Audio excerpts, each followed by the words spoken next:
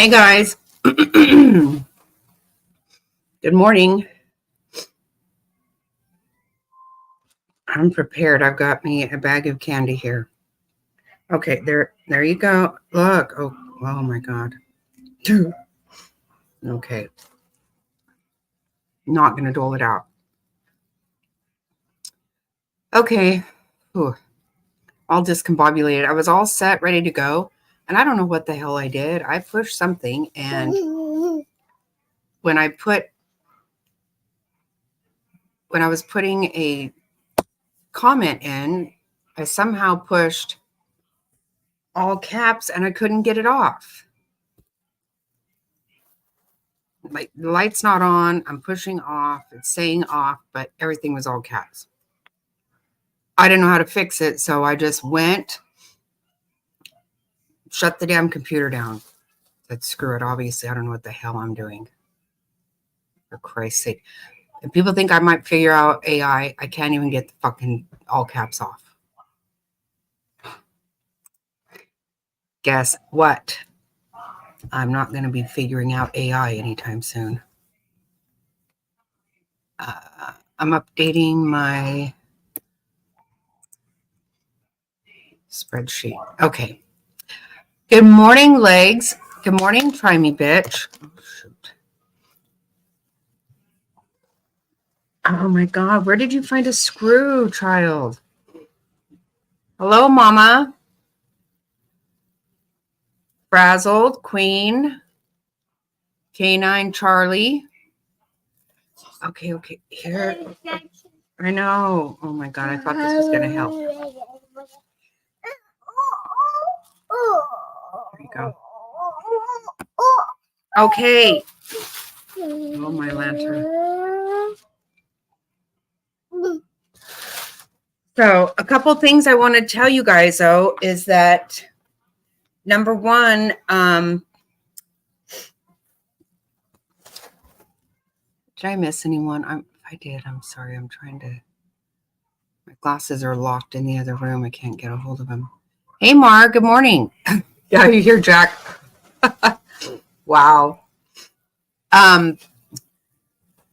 So just so you know, tomorrow there won't be any court. There was an officer killed in line of duty in that county. So tomorrow is his funeral, and so they're not holding court because all the officers, everybody want to attend the service. So there won't be court tomorrow. I did get that.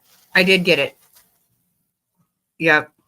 I know. I think I had already signed off, but it was in the thing. I saw it, and I got it, Mama. I got it.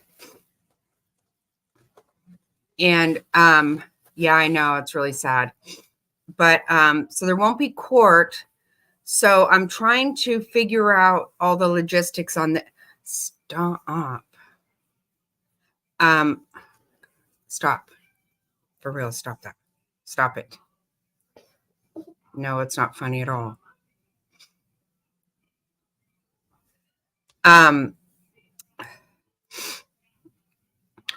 So I'm thinking I might go on a little field trip, go live and go to a lot of places that you guys are hearing about in this trial, like go to, I said, stop it.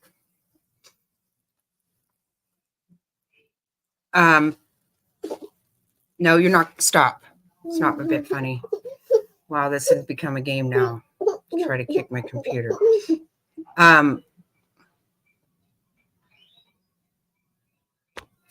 Yes. Oh, you are so right, girlfriend.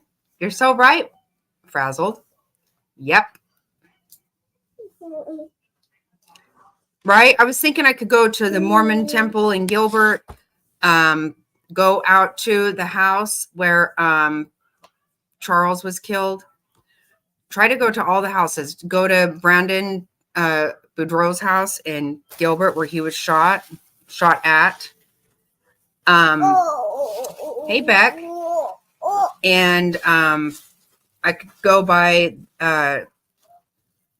Gateway Airport. They're talking about all the time, you know, flying back and forth. Just kind of drive all over. Yeah, the big one on Pecos, I think it's on, right off 202. That's the one she went to. I did it short over there once. But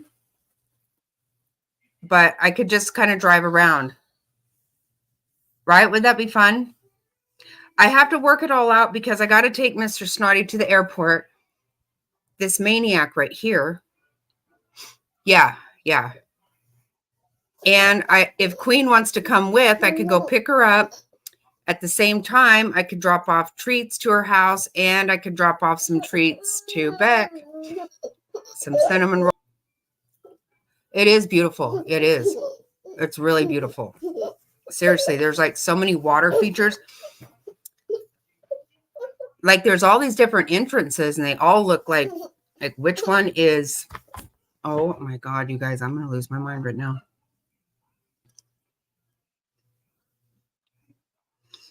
Yeah, so I'm going to try to get all that worked out.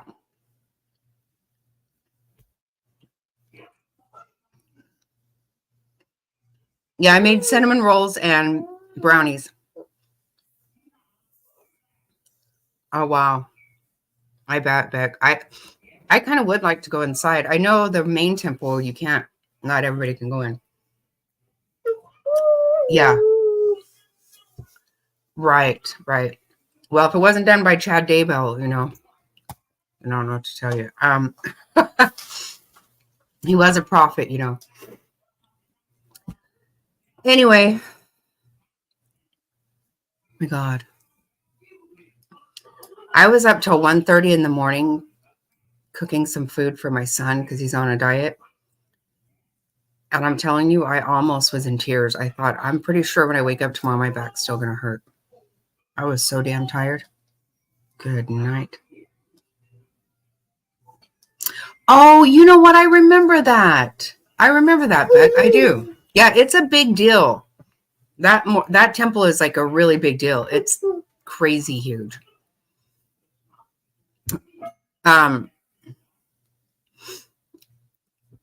The one in downtown Mesa used to be a big deal. I don't know. Maybe I'll cruise over there. I know. I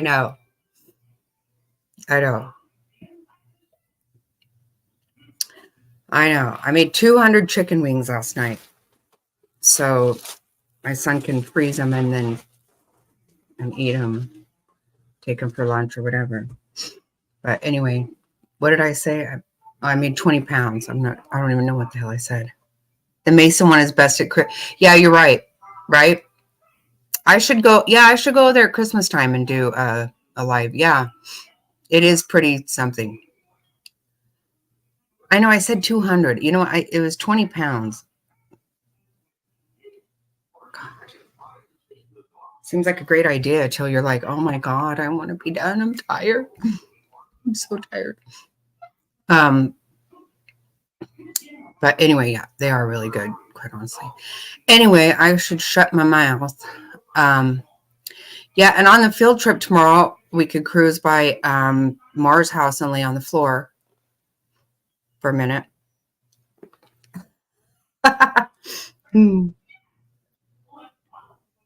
Okay, so today's supposed to be pretty big in court, okay? From my understanding, today is the day that we will find out the proof is going to be in the phone pings proving that Chad and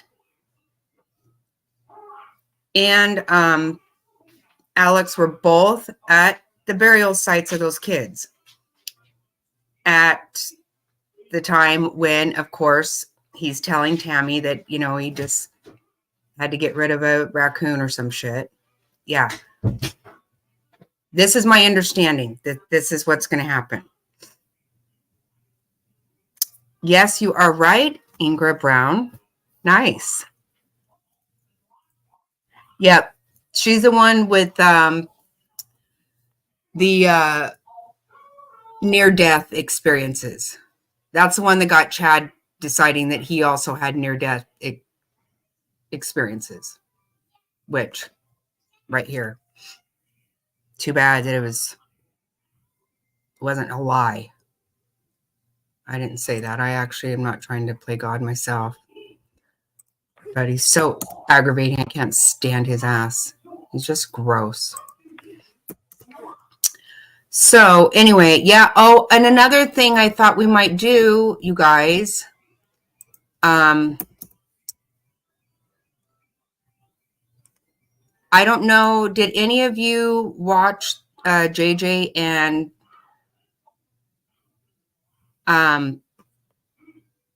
Tylee's service this weekend? Okay, I'm not gonna lie, I bawled my head off. But it was very, very beautiful. There's some really neat things that happened there. So this venue is gorgeous. I understand that East Idaho News rented that venue for them. It was put on by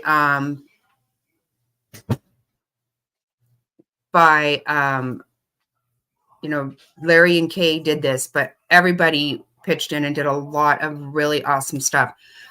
Like there are these huge photos of the kids with these beautiful flower arrangements around them on an easel up on the stage. Those were paid for by Annie Elise from 10 to Life. And then all the other flower arrangements that were up on the stage, those were paid for by Hidden True Crimes members. Like I did, Mamas. Oh my God, I cried so hard.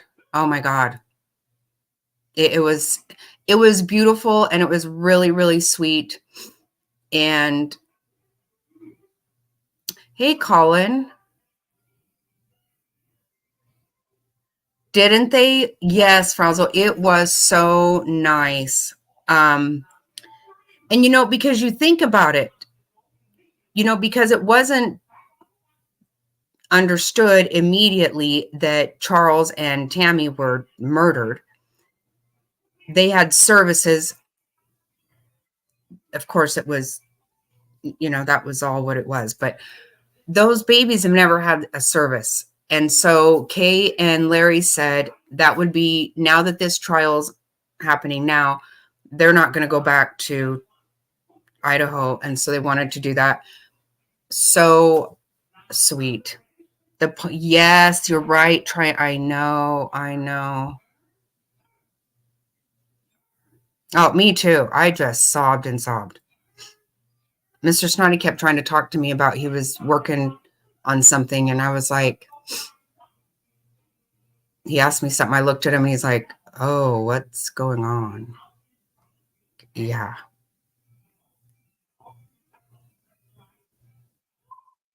Yes, they were. Yep. Annie Elise has a great channel. Yeah.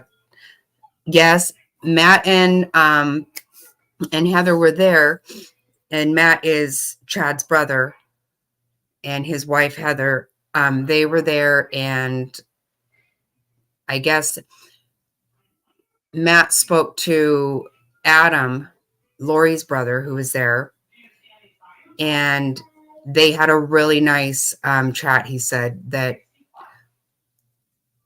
I guess Matt told Adam, I watched your first few podcasts, and I realize how much you and I have in common, how much I can identify with you. And of course they can, both of them are horrified by what their siblings have done, but yeah, I think it was a really awesome thing. It was terribly sad, but it was really good.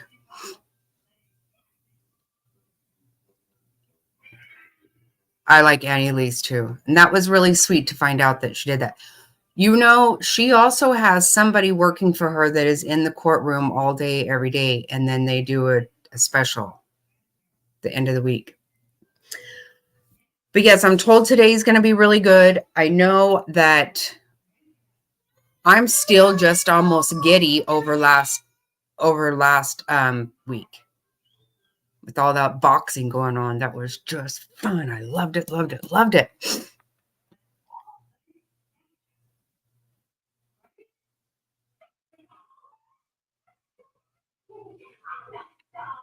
I know, right? Doesn't it? It blows your mind that, and still every time you see her, she's smiling, and look at her sentencing. She's like, and my friend Tammy, it's like, stop it, you psycho. No, you were not good with God. You guys played God. That's what you did. Stop it. God doesn't want you to go around killing children. Shut the F up. So sick. I know this is what I've been saying about this trial this whole time. Like, you know, some of this stuff is so incredibly ridiculous. Like, it would be laughable if it wasn't just absolutely horrifying. I mean, it's so sick with them, with all their stupid names and all this crap. I mean, it just is too much.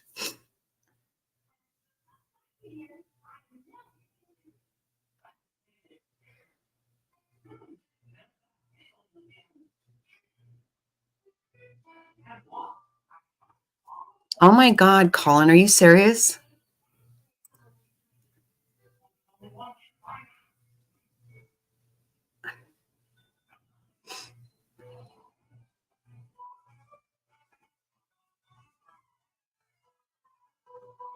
Wow.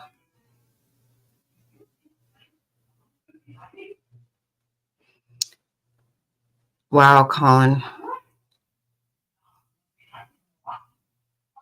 That is so awesome of you. Thank you so much.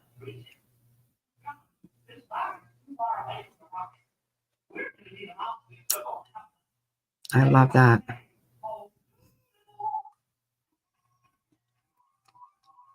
You know, that is so, I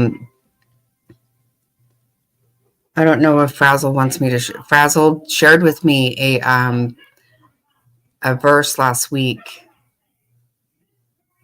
um, thinking of how you've given messages to me and to Queen lately. And it was really,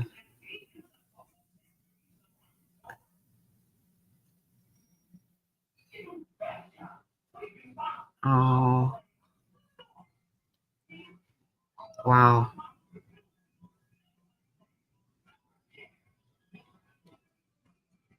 Wow.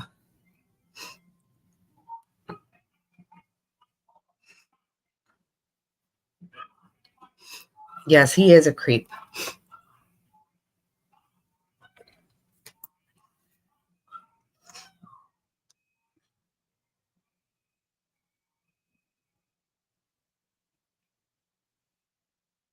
I know. I love that. You are such a blessing, Colin. You are. I can't tell you.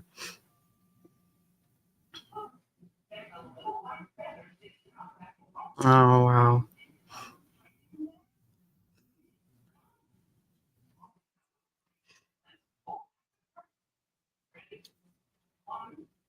No, it means so much. I can't even tell you how awesome that is. It has been such a blessing.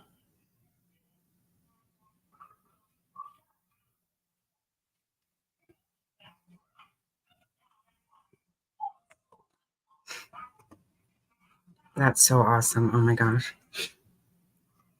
I need to get a Kleenex. I'm going to be like Michelle over here.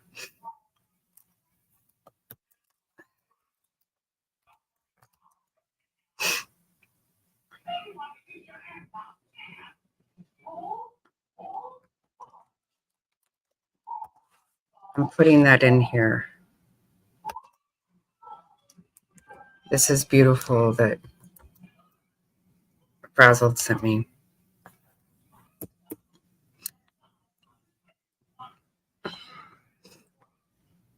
Oh, I gotta go wash my hands and no. Don't apologize at all.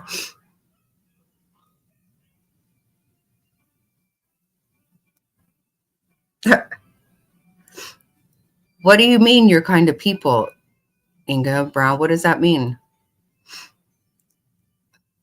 What kind of people is that?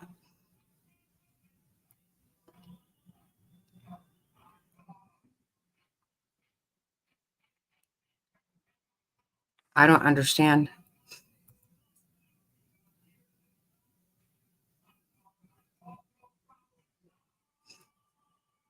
You have, Colin. Don't ever apologize. Are you kidding? We love you. We do.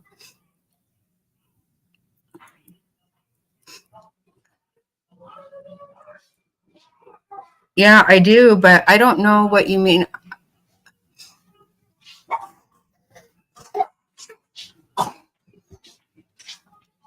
I hope I didn't put anybody. Will you give me a tissue? Yes. I'm sorry.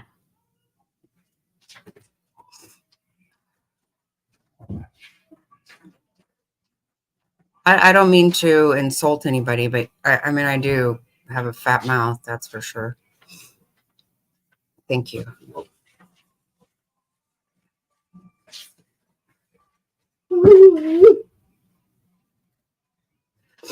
Of course. Thank you for being here, Colin. Thank you so much for everything. Have fun.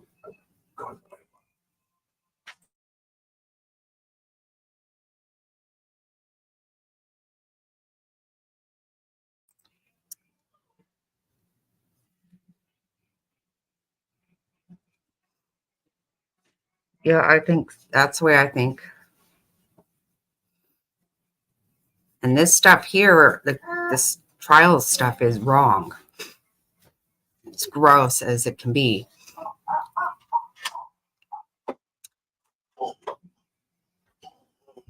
Oh, okay. Oh, okay, legs. I'm like, I just don't know what I. Okay, Jack's gonna take off. I'm gonna get this on.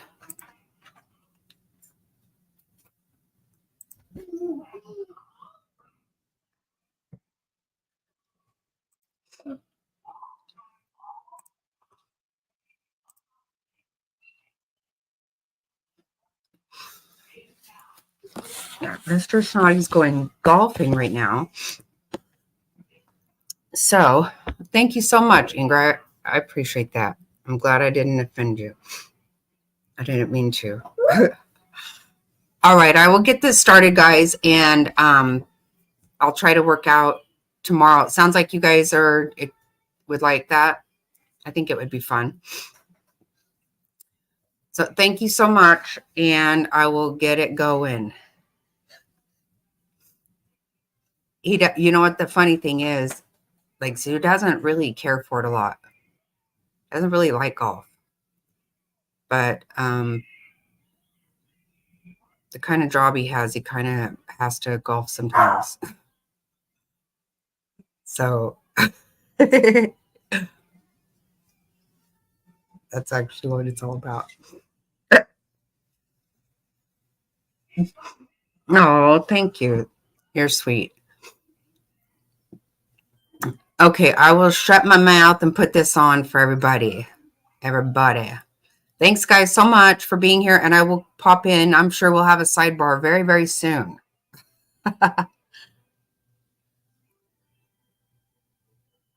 Right? He's not a fisher either, right? Actually, you know what? That's funny.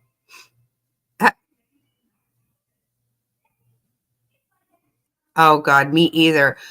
One time, me and Mr. Snotty did a charity golf thing. Oh my God. We had no idea what the hell we were doing. Oh my God.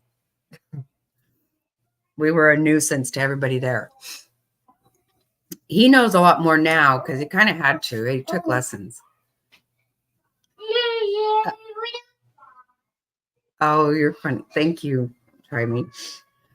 Okay, I'm going to shut my mouth. I'm going to shut it, shut it, shut it.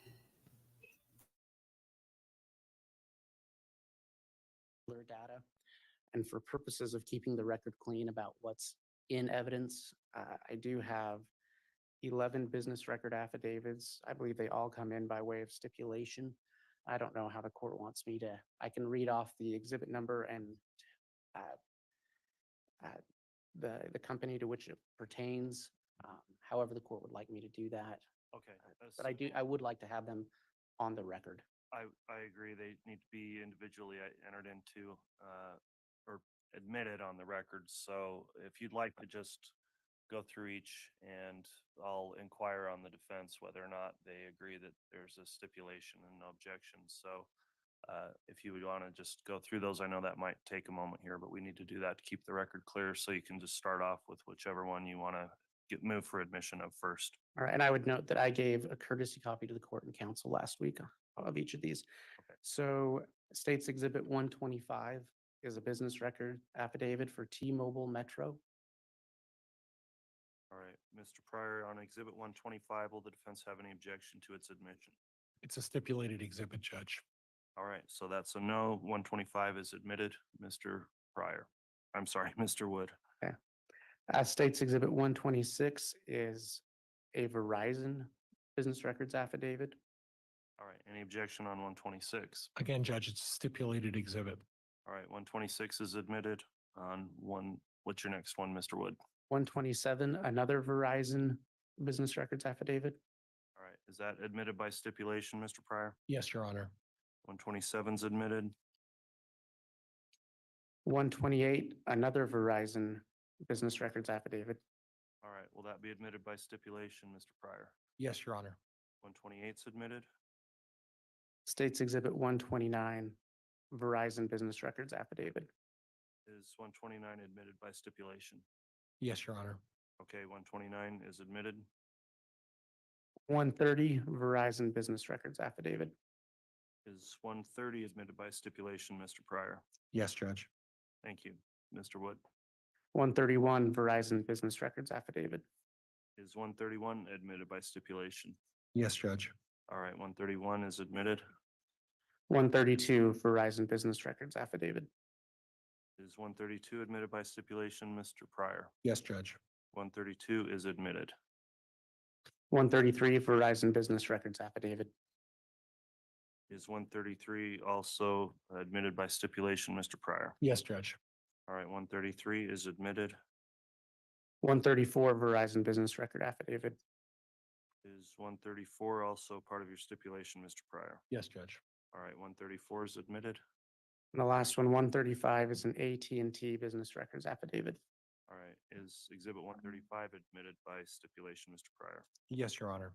Very well. Each of those exhibits then, the court concludes, have been reviewed by the defense without objection. They're all admitted and part of the record. You can proceed then, Mr. Wood. Thank you.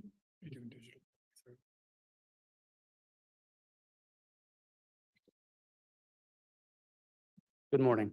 Morning, sir. Can you state your name for the record and spell it? Yes, it's Nicholas Balance. Last name is spelled Ballance. Thank you. And Mr. Balance, how are you employed? I'm a supervisory special agent with the Federal Bureau of Investigation. So is your proper title Agent Balance? That's fine. Agent, how long have you worked as a special agent with the FBI? Since June of 2016. And where are you currently assigned? So currently I'm assigned to the FBI's International Operation Division out of Washington, D.C. Prior to being a special agent with the FBI, were you previously employed in law enforcement? I was. I served as a deputy U.S. Marshal for 9 years prior to being with the FBI. And in your role in the FBI now, are you a member of a specialized unit within the FBI? I am. I'm a member of our Cellular Analysis Survey Team, or CAST for short. What kind of work does CAST do? In the simplest terms, CAST is a group of about 70 to 80 special agents and task force officers that specialize in utilizing cell records from a provider to determine the location, the general location of a phone at a specific date and time that might be of interest to an investigation. And have you used those techniques successfully in the past? Yes, I've used those techniques on hundreds of occasions to locate violent fugitives, to locate missing kids, missing persons, and really just a gamut of different investigations that the FBI conducts. How long have you been a member of CAST? Since October of 2019. And how long have you been using cellular records in investigations? So I've been using cellular records as a part of my investigations, both with the FBI and with the Marshal Service since 2007. Do you assist other agencies with this type of cellular analysis? I do. I regularly provide assistance to agencies, local, federal, and state throughout the country. How do those investigators usually come to contact you? So usually as a part of CAST, we also do a lot of training and presentations. So I could be contacted directly by someone that participated in one of those trainings, or law enforcement can reach out directly to our unit, and then cases could be assigned to me that way as well. I believe you might have already said this, but just in case, how many members does CAST have nationwide? It fluctuates, but approximately 70 to 80. How does one get selected to be on CAST? So there's an application process that you would put in to be a member of the unit, and then there are multiple trainings that span approximately 240 hours before you would be certified. And those are in the form of multiple training iterations that start with our CAST Basic, which is a 2 to 3 day training in which you would learn kind of from the foundation of what we do and not using any type of software to assist you, taking cellular records, and like I talked about earlier, putting those onto a map based on a specific date and time that may be of interest to an investigation. If you complete CAST Basic and you're invited to attend the next training, you would go to our CAST Advanced. That's a 1-week training where it gets a little bit more into the specifics for each provider that are the major providers throughout the United States, what their records look like, any nuances that might be a part of their records. And then also that's where we start implementing practical scenarios to where we're given a problem in the class and we have to do a report based on whatever that problem is, and then it's evaluated by instructors. Upon completion of CAST Advanced, you would go to, at the time I went, what was called our field training exercise, which is where you have approximately 3 days where you're given multiple problems. You don't get any support from instructors, and you have to solve those problems within a specific time and then present your findings on those. Upon completion of that, we have an additional 4 weeks where you would go to our what we call Certification 1 and Certification 2.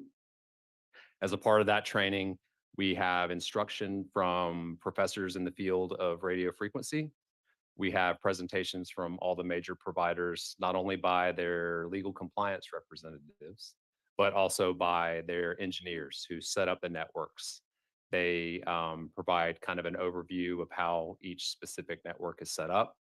We went to see a network switch to see the actual physical infrastructure associated with cellular technology. And then upon completion of that, we're given a written test that we have to pass. And then the last 2 weeks, we do instruction on what's called drive testing, which is taking measurements of what the true cellular environment looks like for a particular area. And then we have a problem that we have to solve again that we take all the way to a mock court scenario that we have to present. Upon completion of all of that, instructors meet, discuss each candidate, and then if you pass, you would be considered a certified member of CAST. And are you a certified member of CAST? Yes. So you completed all that training you just discussed? Yes, sir. And you completed it successfully? Yes, sir.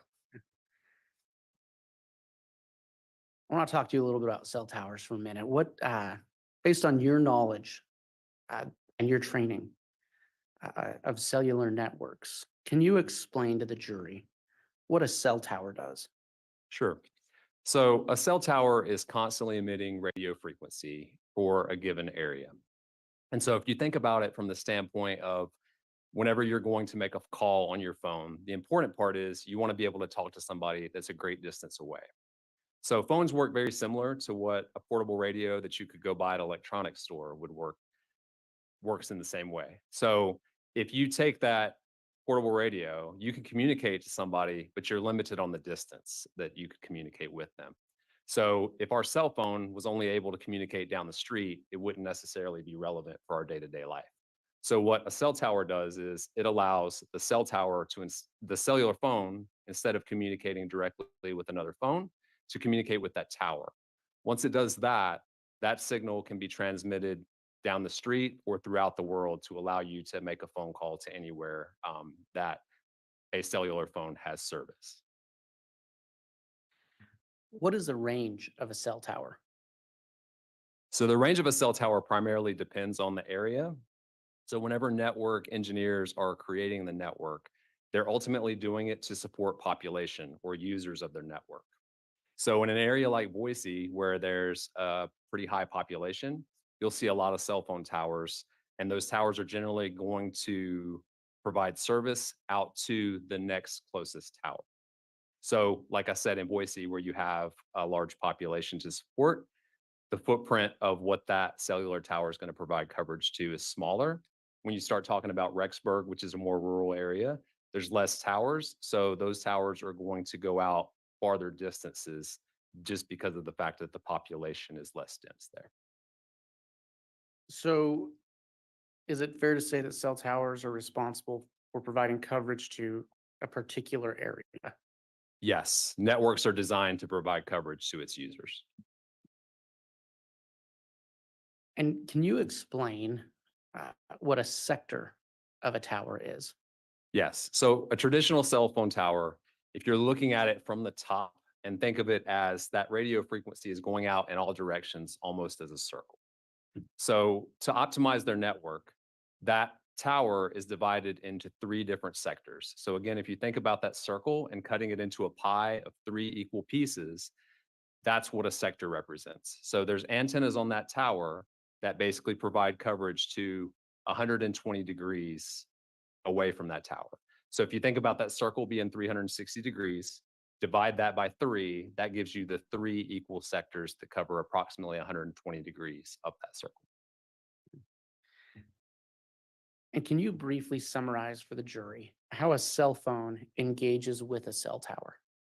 Yes. So your cell phone, even in your pocket when you're not talking on it, is constantly scanning the environment to look for which tower and sector are providing the strongest signal. So that way, if you do need to make a call or receive a text message, your phone is already aware of what tower and sector it's going to utilize for that interaction. Okay. And how does a phone determine, or how is it determined what tower a cell phone connects with? So the phone is making that decision. And that's probably the most important part to remember that. The phone, whenever it's scanning and it's looking at the cellular environment that it's in, it's keeping a list of what that strongest tower is at any given time. So the cell phone selects the strongest tower and sector to begin an interaction with the network for whatever it is, be it voice call, email, whatever that might be. And will that strongest tower always be the closest tower? It can be, but also there could be obstructions in the way that it might choose a cellular tower that's a little bit farther away. So it's going to choose the strongest signal, not necessarily the closest. Do cellular companies record the activity of each of their customers? They do. So if you think about, maybe 15 years ago, whenever you got a cell phone bill, and not only did it include the amount that you owed the provider, you also had a list of all the different calls that were made on that specific account. So whenever you're looking at the recordings of what a cellular provider keeps on the specific account, that's what we're talking about. So that could be the date and time, the duration of a specific event, the direction, whether you received an inbound or outbound call, and that's on your call detail record. The difference with the records that what law enforcement look at is it also includes columns for location information. So what that includes is the tower and sector that was utilized for a specific interaction that you had with the provider. And I think you used the phrase call detail records.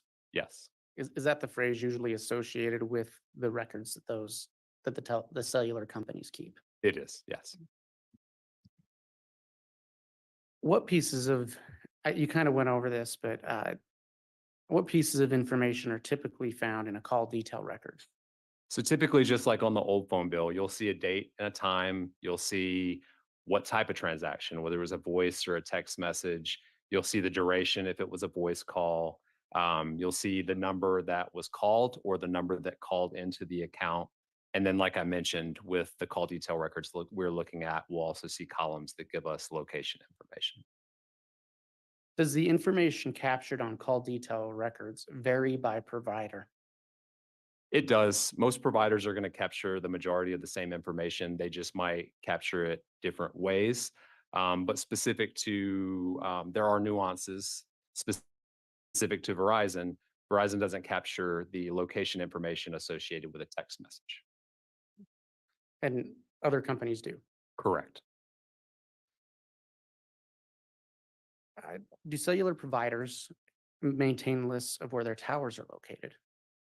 They do. So each cellular provider has, by latitude and longitude location, every single tower that they have throughout the territory that they cover. How do you use those types of records to determine where a phone was located? So if you think about the specific geographical area, let's just talk about Idaho. So if you look at a cellular provider's tower records for Idaho, I can take those records and place them on a map for the significant area that we're looking at. So again, let's just say for the state of Idaho. With that, I can then take the call detail records and marry each line in a call detail record up with the location of the tower and sector that was used for that specific event. So if you think about it from the standpoint of every tower, if you imagine it was a mailbox on a map, I'm taking each line as a letter and delivering it to that specific mailbox on the map. So what that enables me to do is anytime there's an interaction on those call detail records, I can see at that date and time what tower and sector was utilized. And how do you estimate the coverage area of a sector? So that goes back to, again, talking about looking at the population density is usually a good estimate, because whenever you see an area like Boise, the coverage area of a tower and sector is usually going to go out to the next tower and sector because they want to provide overlapping coverage to their customers. Again, I'll use a few analogies when I explain this, but if you think about in your yard, if you have a sprinkler system and a sprinkler head's only going out a couple feet, and then there's nothing hitting the grass for another 10 feet to your next sprinkler, you're going to have dead grass, just like you're going to have dead areas in cell service. Because of that, engineers, in order to optimize their network, provide overlapping coverage. So each tower is going to have overlapping coverage with the tower next to it. Is there a way to determine the actual coverage area of a sector versus how you just described? Yes. So we can do what's called a drive test, which is I briefly mentioned as a part of our certification process. And what this is we take equipment that has sensors and antennas, and we can place it. It's a portable unit that we can place into a car. And then we, in essence, like the name says, drive an area. And as we're driving, it's taking hundreds of measurements a minute of the location of where the drive test equipment is and what the cellular signal that it sees at any given time. So if you go to a specific area and drive basically every road, every area that you can get to, then what we can do is we can take all of that data, put it onto a map, and see what the true coverage of a tower and sector is versus what these estimates that I mentioned are. And is drive testing used in the cellular industry? Yes, drive testing would be the industry standard for determining the true coverage of a cellular footprint. Did you conduct a drive test in this case? I did. What was the area that you conducted your drive test over? So we conducted the drive test pretty much throughout Rexburg, all the way up to the area around St. Anthony and down just a little bit south of Rexburg. When did you do that? We did that in June of 2020. Was there an event that led to you performing that drive test? There was. I was contacted by law enforcement in June, and was notified that they found the bodies of Tylee and JJ. And so immediately I worked out the logistics to get the equipment I needed up to the Rexburg area. And I believe I was over there within about 6 days after the bodies were found to conduct that drive test. Okay. And you mentioned going all the way from St. Anthony down to south of Rexburg. Why would you do such an expansive drive test for an area that goes so far beyond Mr. Daybell's property? Sure. So the investigation at that point was still ongoing. And so in order to basically ensure that any use of cellular phones that became of interest for specific dates, we would be able to see what the true footprint of towers were versus doing those estimates. So basically, just because of the case itself and what it was, there was continuing investigation. That's why I chose to do a larger area. What is the equipment you use to perform a drive test? What is it called? It's called a Gladiator Autonomous Receiver, or GAR for short. And can anyone go to Walmart and pick up a GAR? No. So when I talked about doing a drive test, the GAR is kind of it's a multiple component device. What that means is it not only includes the sensors, antennas associated with getting the readings of the cellular signal, it also includes a computer. It also includes the software that the FBI utilizes to get those raw measurements and get them all the way to a map so that we can utilize it as a part of an investigation. Okay, so it has, just to make sure everyone understands, a physical and a software component. Yes, the company provides a physical and a software component. And you mentioned scanners in that equipment. Are the scanners within the GAR restricted to law enforcement? No, they are not. The GAR unit itself, is that restricted to law enforcement? Yes. So the company that sells the GAR Gladiator, at least the last time I checked, they only sold to law enforcement. And you testified that you conducted this test in June of 2019? In June of 2020. June of 2020, I apologize. Thank you.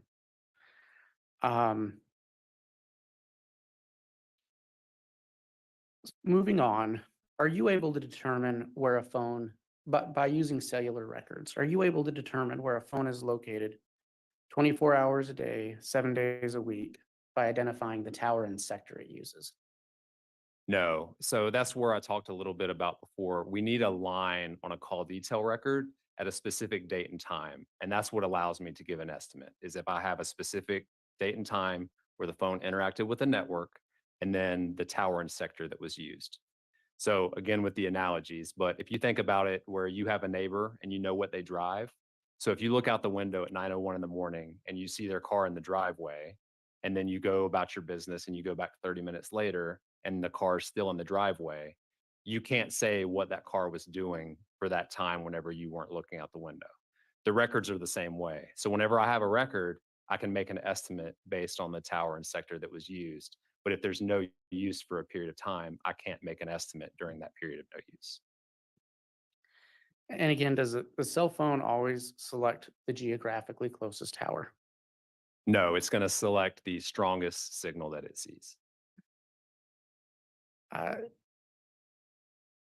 But so a phone, even if it doesn't select the closest tower, it will select a tower within the coverage area. Is that accurate? Yes, that's correct. And that's why we conduct a drive test, is because a phone, in order to utilize a tower and sector, has to be able to see that tower and sector at the location where it is. So regardless of the phone selecting the closest or slightly more distant tower, the phone's approximate area can still be estimated, correct? Yes. We've been talking about cell records. Are you familiar with Google location records? I am. Can you describe what they are? So Google provides a service that includes location history. And so if a user opts into location history, then Google records locations where a device that is opted in has been located historically. How does Google identify the location of a device? A few different ways. One way is by the GPS within the phone, which is basically telling the lat long of where the phone is located at any given time. Also via Wi-Fi. And so what that means is the phone is utilizing the Wi-Fi in an area to determine an estimated location. And then also via cellular signal, which is where Google was giving an estimate based on the cellular towers that a phone sees. Talking about the Wi-Fi connection through Google, does the device need to connect to a Wi-Fi access point for Google to know that location? No. And if some of you have seen where you'll get a notification on your phone, turn on Wi-Fi to better estimate your accuracy, doesn't necessarily need to be connected to a Wi-Fi access point.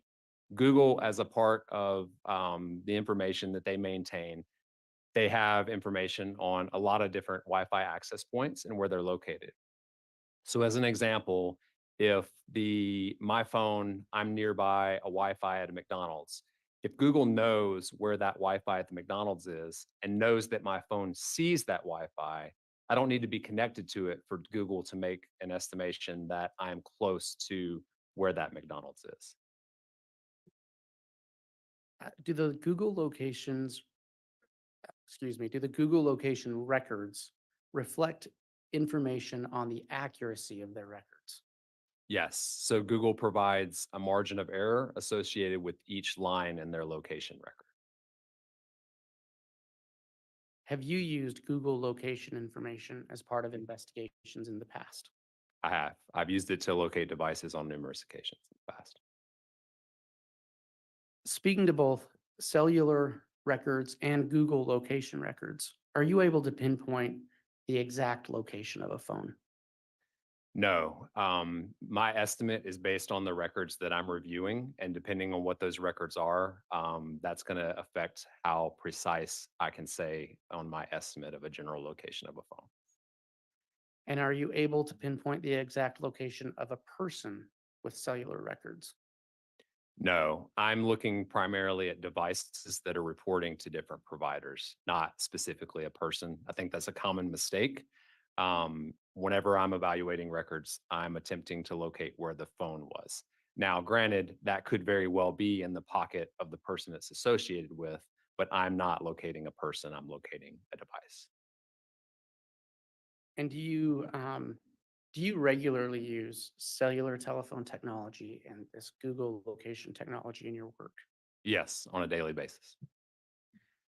Have you ever provided instruction in the field of historical cell site analysis? I've conducted numerous CAS basic courses throughout the United States, and then I've done presentations throughout the United States and Mexico and in the United Kingdom. And have you ever provided expert testimony on this subject matter in the past? I have.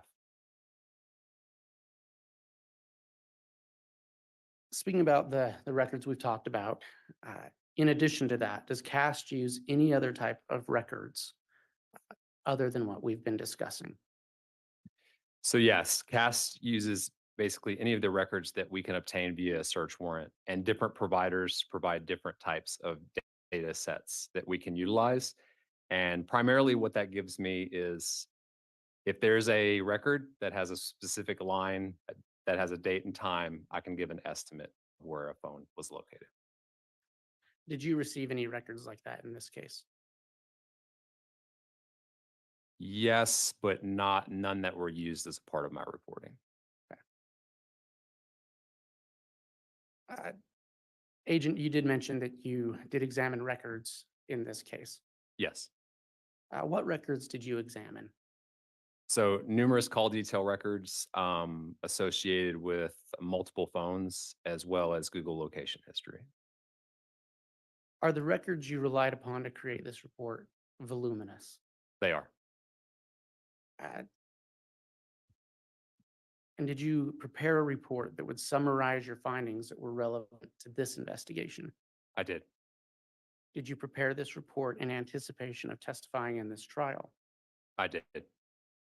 Do you believe that this report would aid the jury in understanding the various cell phone records you reviewed? I do. Was your report peer-reviewed by another member of CAST? It was. Your Honor, I'd ask that the witness be handed State's Exhibit 156, which is a thumb drive. Courtesy copy has been provided to court and counsel.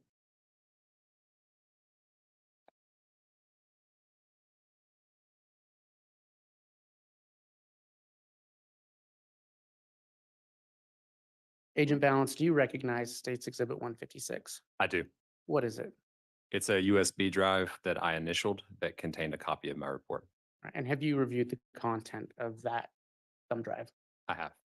And is that a true and accurate representation of the report you prepared? Yes, it is.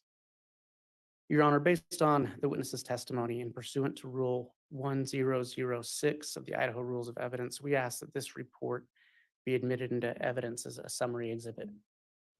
Any objection, Mr. Pryor? Judge, there won't be an objection, but I do need to have a sidebar with counsel in the court prior to proceeding. Okay, let's go ahead and take up a sidebar, the request of defense for a moment, Mr. Wood.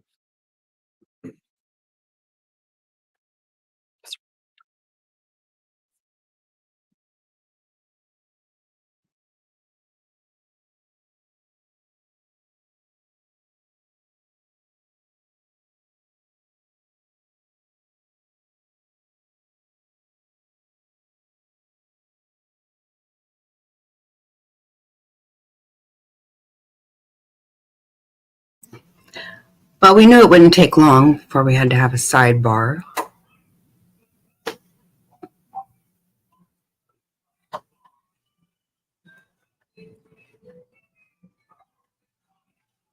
Let me see. So I just found out that Queen is going to go with me on my field trip tomorrow. How do you like that? How do you like those apples?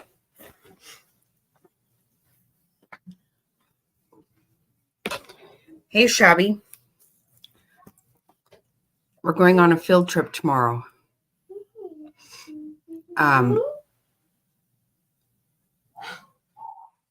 Me and Queen and Jack are going to run the valley on a live field trip.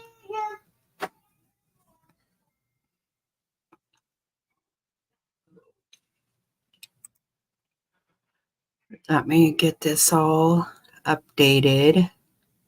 Oh, Colin was here.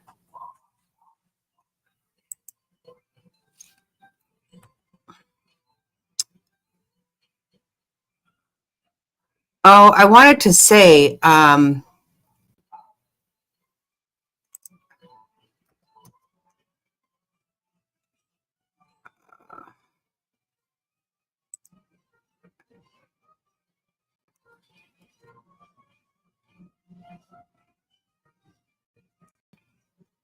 okay, let me see. Okay, I need to be sure there's any mods in here. I don't want Rapper in here anymore. He's been given entirely too much grace. Way too much. And I'm done with his nonsense.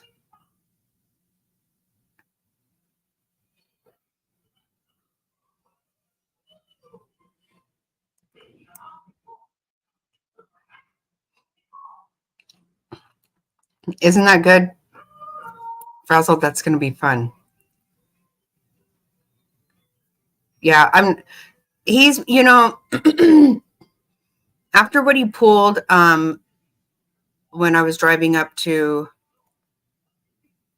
the nation, I really wasn't apt to let him in after that. But he apologized and all that. I said, okay. But no more. No more. He's a grown damn man. It's ridiculous.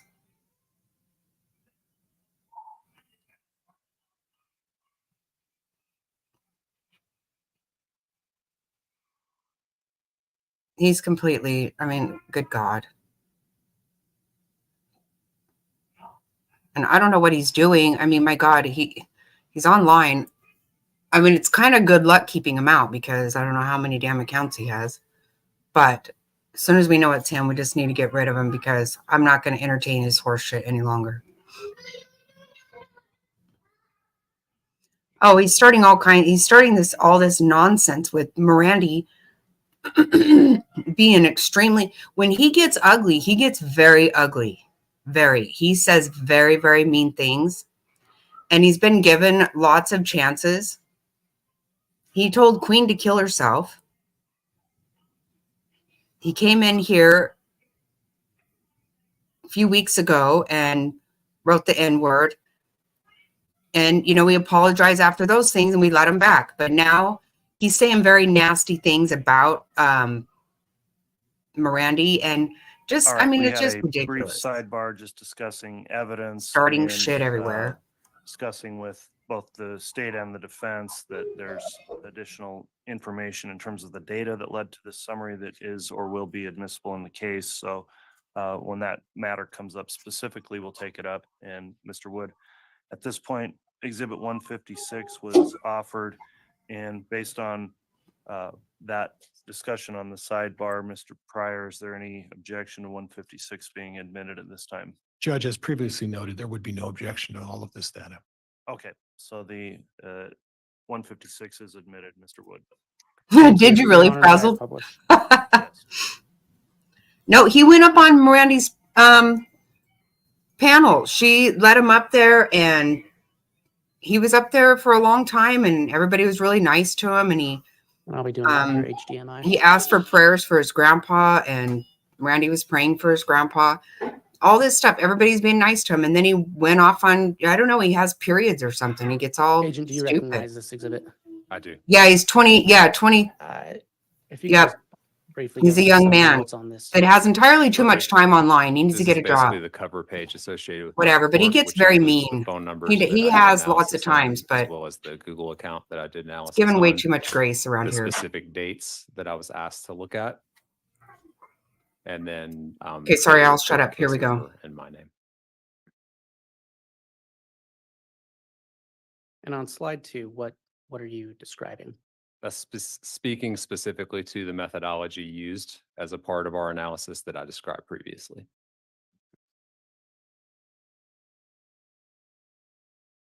And slide 3.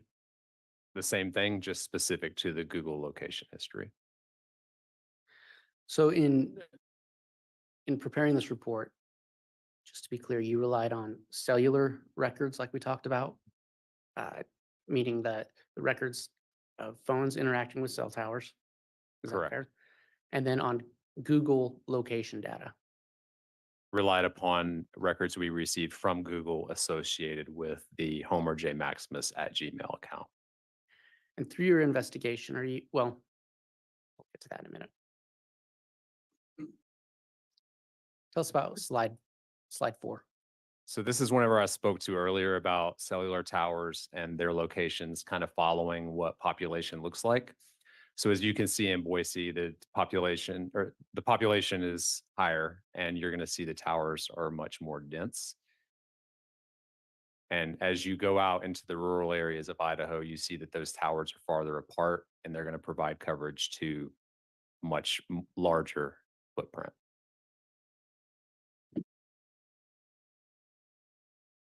Tell us what we see on slide 5. This is just an example of what cellular towers can look like. So the traditional tower, kind of the second from the left, as well as providers' attempts to hide the towers to be more aesthetically pleasing via a cactus or a tree.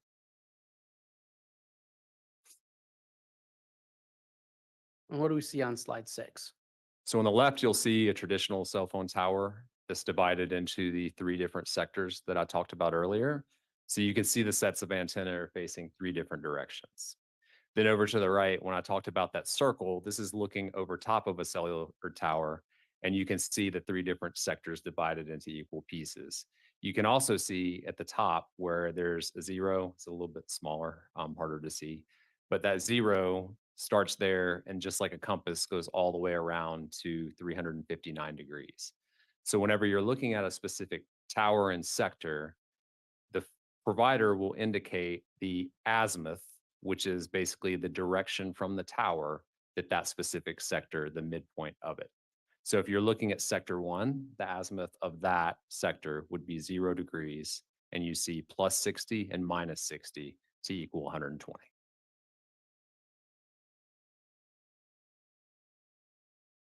A lot of information on this slide. What are we looking at? This is just an example of what the call detail records that I spoke about earlier look like, specific to each carrier, starting with Verizon. And so what you'll see is the information I indicated, like the date, time, as well as on the right side, you'll see what starts with first serving cell site, first serving, it's kind of cut off, but that's showing the tower and sector that I would correspond with the tower list in order to place that on a map. And page 8, what are we seeing there? The same thing, just an example from AT&T, and you can see how the records and columns differ slightly, but still contain information as far as the date, time, originating number that starts the call, terminating number that ends the call, as well as the location information on the right side associated with the tower and sector that was used. What are we seeing on page 9? And then just to repeat, the same type of call detail record for T-Mobile. Page 10, what is that? So that's looking at how we would look at the Google location history. And so there you can see date and timestamp, the estimated latitude and longitude, and then the confidence column, which is what I spoke to earlier, as far as the margin of error that Google estimates that specific line. And then a device tag, which is a way for Google to associate a specific device that was utilized on the account that was reporting that location information. In that, I think you called it a confidence column. Are there 2 different sources of information? And I get this is just an example, but if you can point out kind of those different sources of information and the numbers associated with those. Yeah, so specific to this case, Google location history included locations that were derived from GPS, Wi-Fi, and cellular. That column there is where we can determine how that specific location was derived. And the number next to it, what is that number? To the left or to the right? To the left. To the left, that's the margin of error associated with that specific location in meters.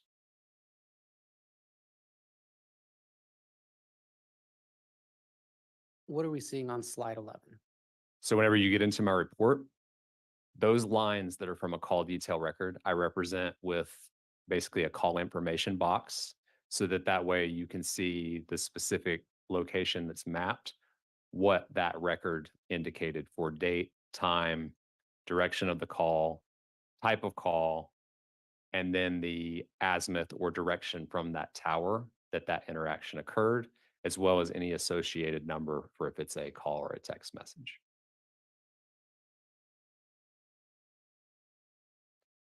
What do we see on page 12? These are the specific numbers that I was asked to conduct analysis on in this case. And then each one is going to be represented by a specific color whenever I place it on a map. So this is just basically a legend so that you can see whenever you observe a specific use on a map, which phone that I'm representing.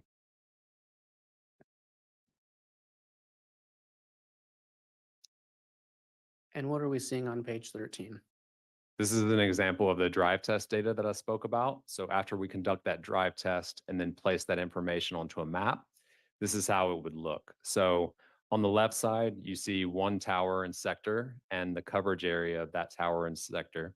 The dark green is the dominant area of coverage, and then the lighter green is just the coverage area. So what that means is if the phone is within that darker green, it would likely select that tower and sector in order to have an interaction, but it could also be anywhere in that lighter green and still see that specific tower and sector. Then on the right, you're seeing 2 different towers and sectors, one at the top right represented in red, and the tower and sector at the bottom right coverage area represented in yellow. And then you can see the orange area is where there's overlapping coverage between those 2 towers and sectors.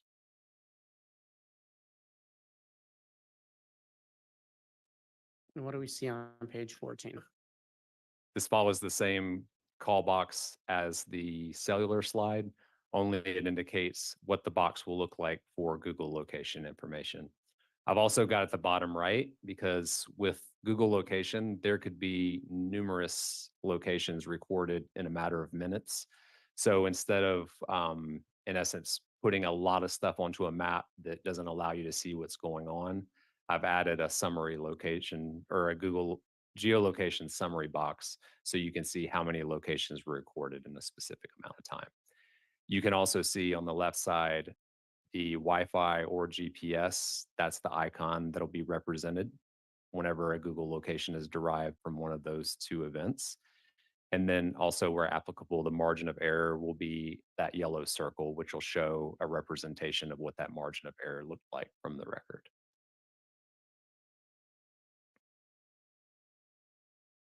What do we see on page 15? Locations of significance with this investigation. And if you would just go down and read those items. Sure. So the burn pit location, which is on Mr. Daybell's property, Tylee Ryan body location, which was on Mr. Daybell's property, and same thing for JJ Vallow. Chad Daybell's residence, Lori Vallow's residence, Alex Cox's residence, the location of the Salem Church, location of a Holiday Inn Express in Springville, Utah, Evergreen Cemetery in Springville, Utah, a Walmart located in Rexburg, Wireless Revolution, which is also located in Rexburg, a store that is associated with cell phones and AT&T, Brigham Young University Library in Rexburg, Sportsman's Warehouse down in Idaho Falls, and then a Marriott residence in Kansas City, Missouri.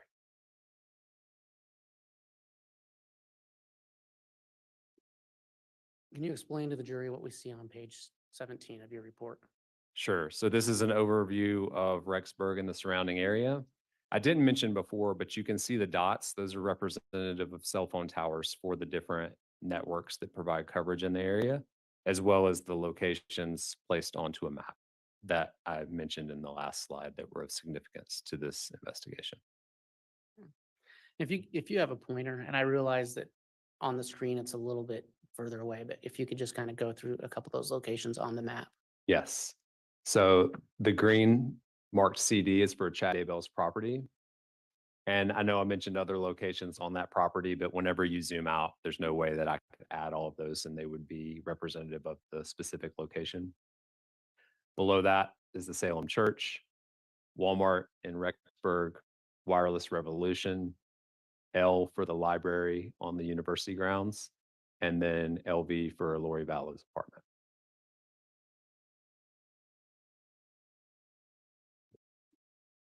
And on page 18, what do we see? Those were the locations of significance mentioned down in Springville, Utah. So the EG is the Evergreen Cemetery and the HI is the Holiday Inn Express.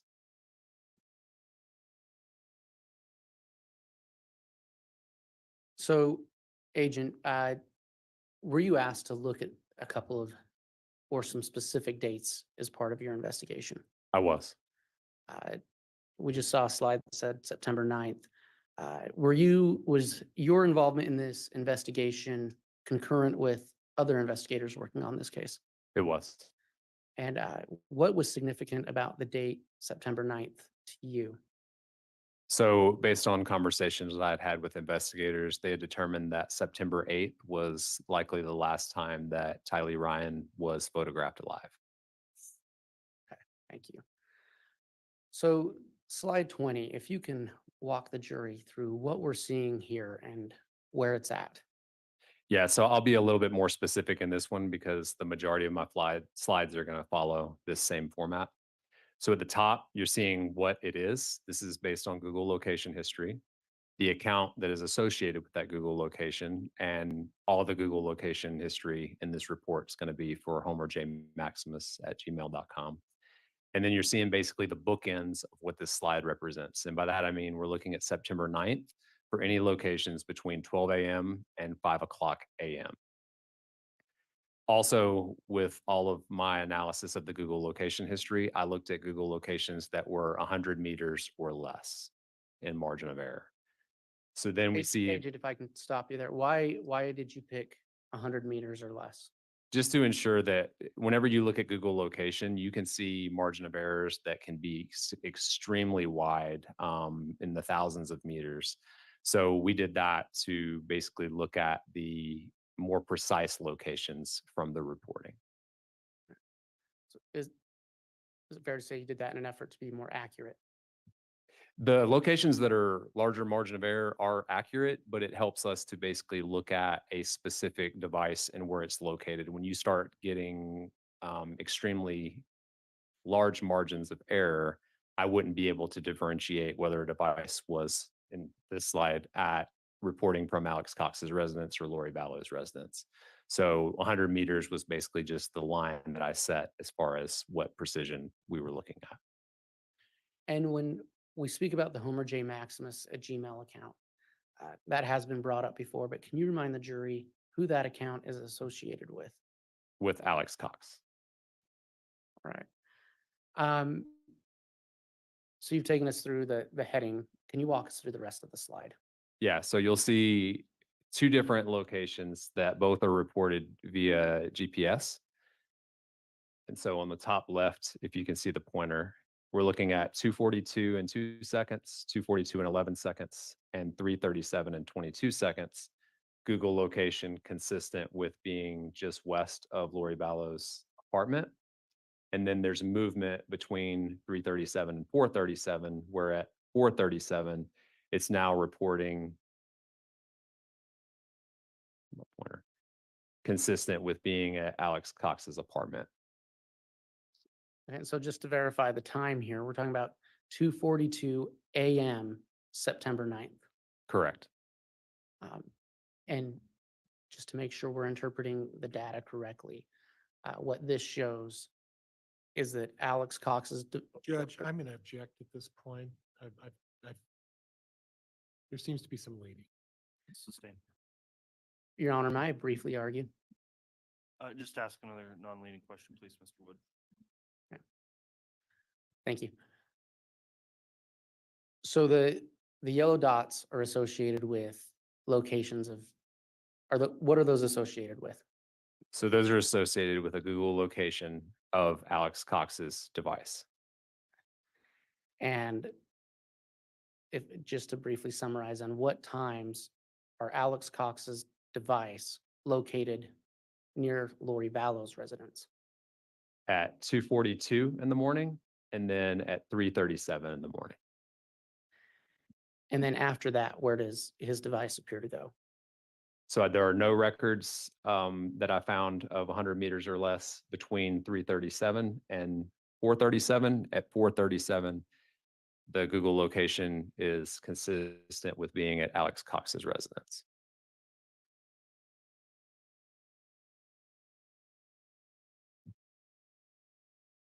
Agent, what do we see on slide 21? So again, I'll go through this a little bit more in detail just because it's the first time you're seeing a tower and sector being mapped. So at the top, it's tower interactions, cellular tower interactions. And then below that, I'm going to indicate which phone numbers are associated with what I mapped. And then again, with the bookend of what times I was looking at. So this specifically is looking at September 9th from 7:20 in the morning until 8:04 in the morning. The tower at the top is associated with the 0143 phone, which was associated with Chad Daybell. That's utilizing a tower and sector that provides coverage to the Chad Daybell residence. And then there are multiple text messages and then a call at 8:03. And then, as I mentioned before, Verizon does not record the location information for text messaging. So because of that, we can see that the text messages are being exchanged with the Lori Vallow 4652 phone, but we don't see the tower and sector that her phone utilized in those text messages.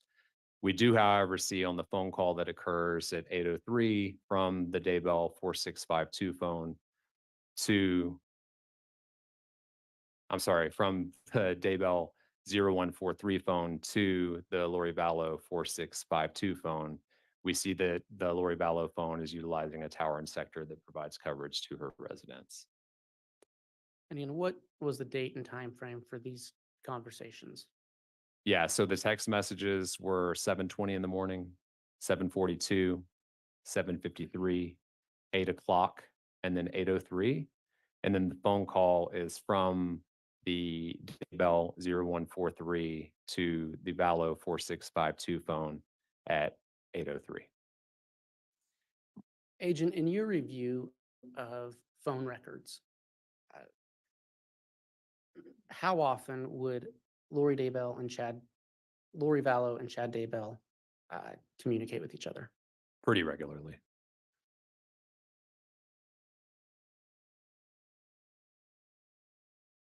So slide 22, wow, what are we seeing there? Okay, so this is a different phone associated with Chad Daybell ending 9374. This is on the Verizon network, and it's utilizing a tower and sector that provides coverage to the Daybell residents to make an outbound call to a phone associated with Alex Cox ending in 9120. Alex Cox's phone at that time was utilizing a tower and sector that provides coverage to his residents. That was September 9th at 8:11 a.m. Correct. Can you tell how long of a phone call that was? Yes. So in the box, you'll see after the outgoing call, you'll see 180, then you'll see voice, and then you'll see 280. That 180 represents the duration of the call, and then the 280 represents the azimuth or direction from the tower that that antenna set was facing. So it was a 180-second call. Correct. And what do we see on slide 23? So this is the Daybell 0143 phone utilizing 3 different towers, all of which provide coverage to his residents between 8:15 in the morning and 9:06 in the morning. And who are those communications with? Can you tell? Yeah, so one at 8:58 is an outbound text to the Lori Vallow 4652 phone. And then at 8:15 and 8:39, there's an outbound and an inbound text, both associated with an exchange with Lori Vallow's 4652 phone. And then the other incoming SMS at 9:05 is a number that I don't recognize.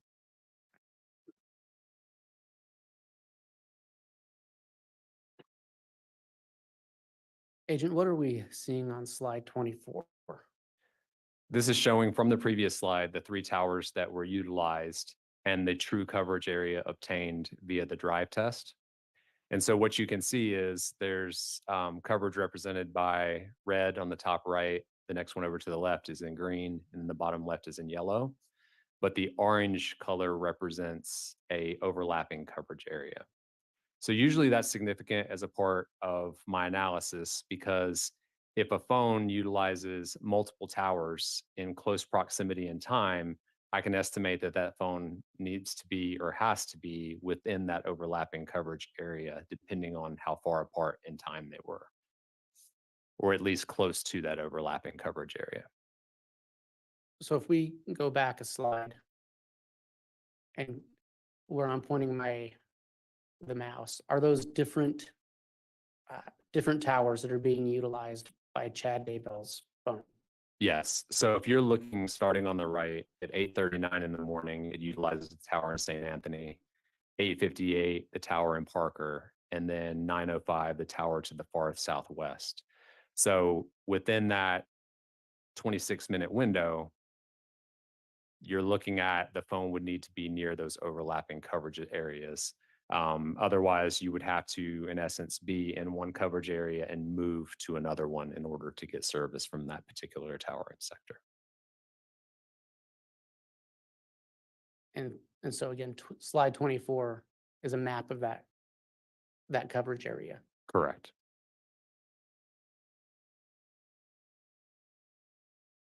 And what is slide 25? That's just zoomed in, showing that all 3 of those towers provide coverage to the Daybell residents.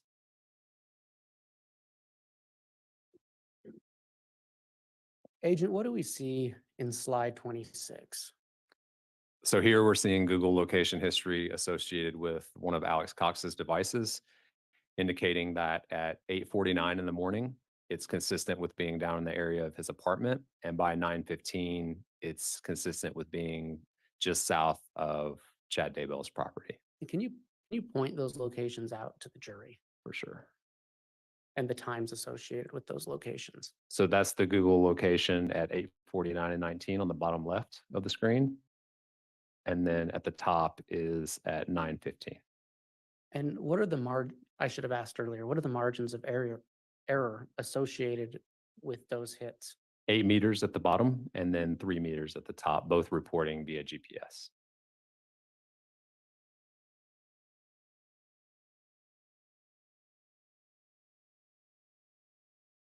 And so the measurement at 9:15 is just south of Mr. Daybell's residence. That's correct.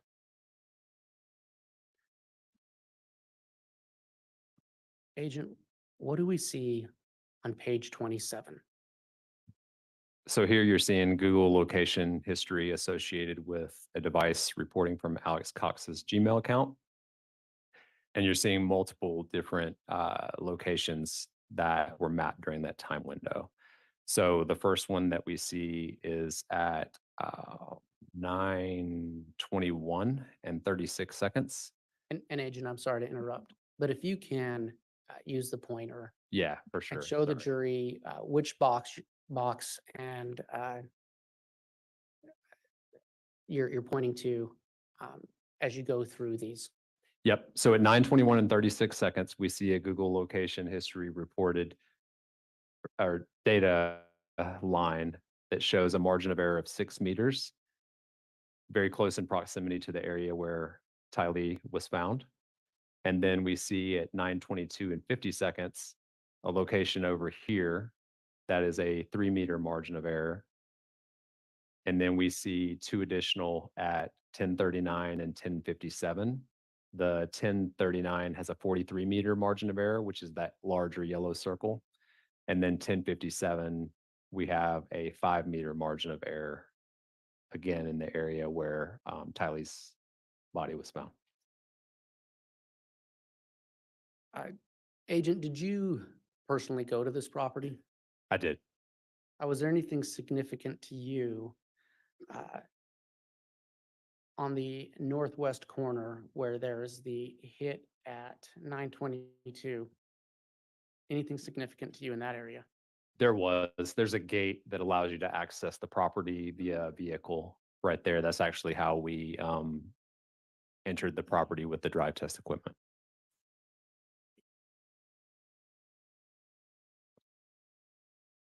And can you remind the jury what BP stands for? The burn pit. And the TY, is that the location of Tylee's body? Yes. And again, this was September 9th. Correct.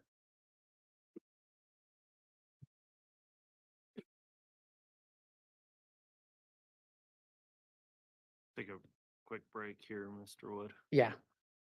Okay, we'll go ahead and just take our morning recess here and take about 20-25 minutes on the recess, and then we'll come back on.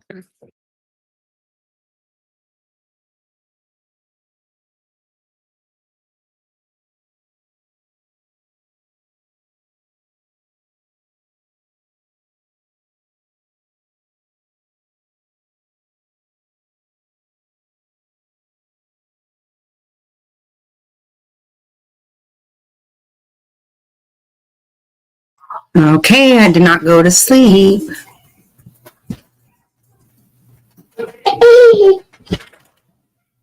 I'm actually here. I'm not asleep.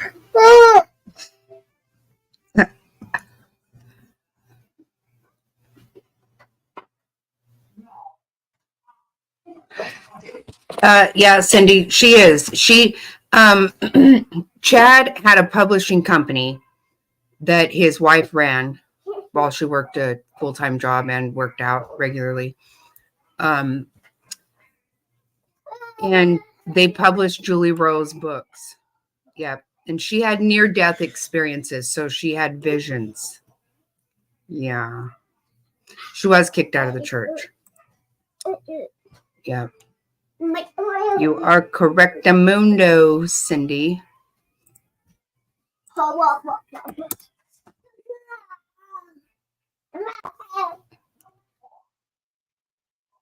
Let me see. I'm trying to get this up to date.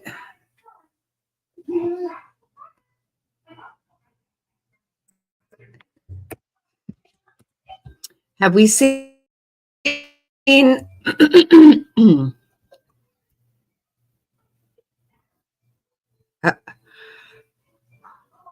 all righty, daddy. Has anybody seen Gerri today? I'm gonna have to call her like, oh, Tools. Oh, Gerri. Okay, let's see. I'm gonna speed it up. Get past the crap. Margin of error just north of Chad Daybell device for Alex Cox. Mr. Court's again in session. Oh, there's Humpty Dumpty himself. Oh, Humpty Dump. Thank Do you. the Please Humpty be Hump. seated.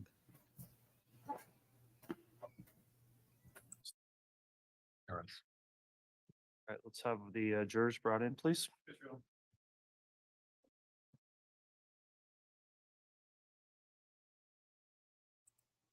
Oh, I didn't yet. Let me look at my phone. I've been.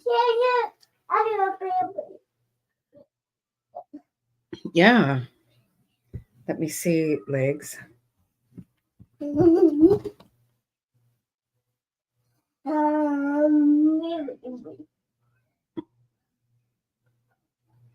Oh my God. Oh, legs. Oh my God. All right, please. So cute.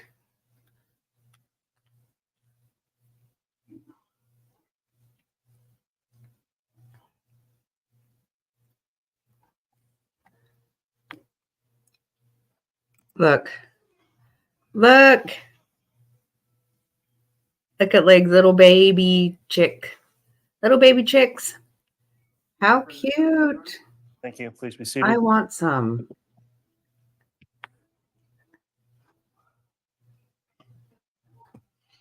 Yeah, I know. Oh, Gerri, yeah, she's got to see him. All right, we just completed the mid-morning recess. We're still on the record. KCR 2221-1623, State of Idaho versus Chad Daybell. Continuing. I do with too, Beck. examination of Agent Balance. Mr. Wood, if you'd like to continue on direct, you may. Thank you, Your Honor, and may I continue to publish? You may. Does anybody watch Christina Randall? Agent, before the break, we had just left this slide, so just for purposes of continuity, we just very briefly re-summarize this How slide. cute. So we can move to the next. Sure, this Aw. was looking at Google location history associated with a device for Alex Oh my Cox God. You know what and it would? locations Wow. I didn't even on think the about that, Chad Beck. Daybell property between 9:21 Yeah, and that would be 10:57 in the morning. difficult. You'd have to What ask do we Cash see to on not be Cash. Slide 28. I don't think it'll work that way. So this is looking at a tower and sector that provides coverage to the Chad Daybell property and the Chad Daybell 0143 phone. And it's Hey, used Happy between Cappy. 10:35 in the morning. to see you, and ma'am. 12:20 that afternoon. And in the box, you can see there's multiple text messages and one call, again, beginning at 10:35 and going through 12:20. And in the legend, it just has the number for Chad Daybell. Are you familiar with the numbers that he is communicating with? I am. So the number ending 4652 would be associated with Lori Vallow. Is it fair to say that much of these communications on this slide are taking place during the same time frame as this slide? It goes a little bit beyond that, but Okay. yes. Exactly, Beck. That's what I was just What do thinking. we see on Exactly. slide They wouldn't be able to get out. So that's looking at the dominant and coverage area of the tower that was used from the previous slide. indicating that that tower does provide coverage to the Chad Daybell property.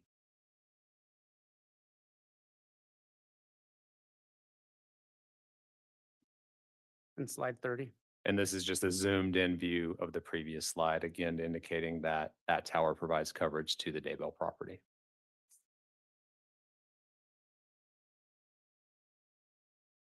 And what do we see in slide 31? So this is Google location history, again, associated with the account for Alex Cox's device, starting at 11:42 in the morning. There are two locations reported to Google up here. One is at 11:45, 28-meter margin of error. And then one just preceded that at 11:42 with a 4-meter margin of error just north of Chad Daybell's property. And then at 11:46 and 11:47, there's two additional Google locations reported consistent with southbound travel away from Chad Daybell's property. And again, that's September 9th. Correct.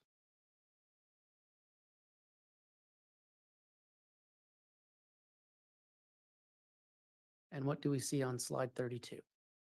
So this is looking at calls that were made. I'll start at the top from the Chad Daybell 0143 phone, an outbound call of 183 seconds made to the Lori Vallow 4652 phone. And again, that was at 11:45 in the morning, utilizing a tower that provides coverage to the Chad Daybell residents.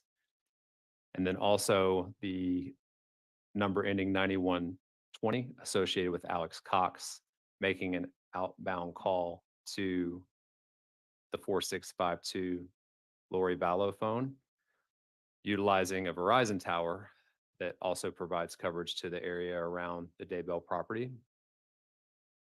And then the location of the Lori Vallow 4652 phone whenever it received those calls consistent with being down in the area of Rexburg.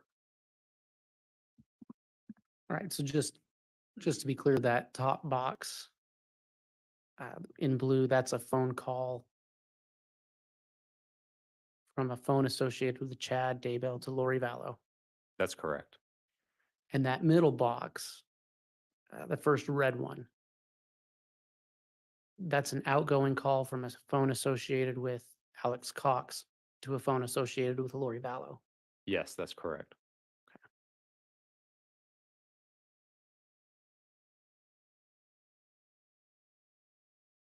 And again, just for clarity, these symbols here, if you can just remind the jury, just since we came in off that break, what those describe. For sure. Those represent the specific sectors on that tower that were used. So you can see those shapes or wedges. They represent approximately 120 degrees of that piece of pie that I mentioned earlier from the circle.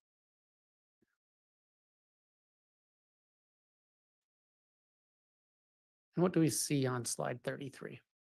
So that's specific to the Verizon tower that was utilized by the 9120 phone associated with Alex Cox, and what that coverage area looks like. That does include Chad Daybell's property in the area to the south. And that's related to the phone call he made on the previous slide? Correct. That's the tower that was used to make the phone call from the previous slide.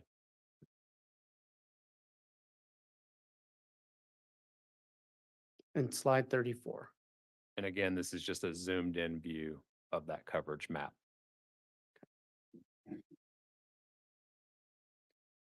What do we see on slide 35? These are two interactions with the network, both of them text messages.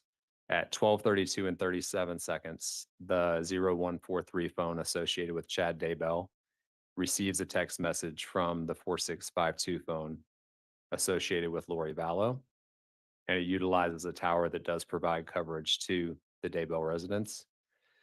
And then approximately 1 minute later, there's an outbound text from the 0143 phone associated with Chad Daybell to the 4652 phone associated with Lori Vallow.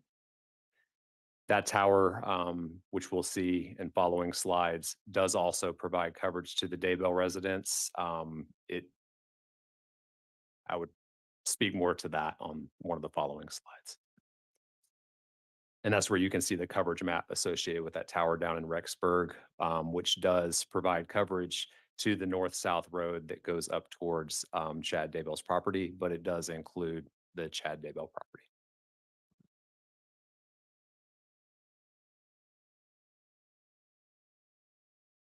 And what is significant on slide 37?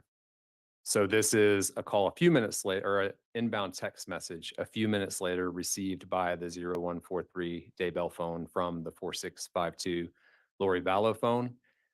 This tower does not provide coverage to the Daybell residents and would be consistent with that 0143 phone traveling away from the residents.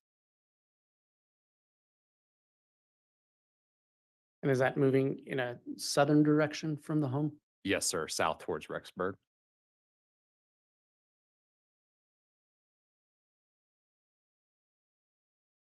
And what do we see on slide 38?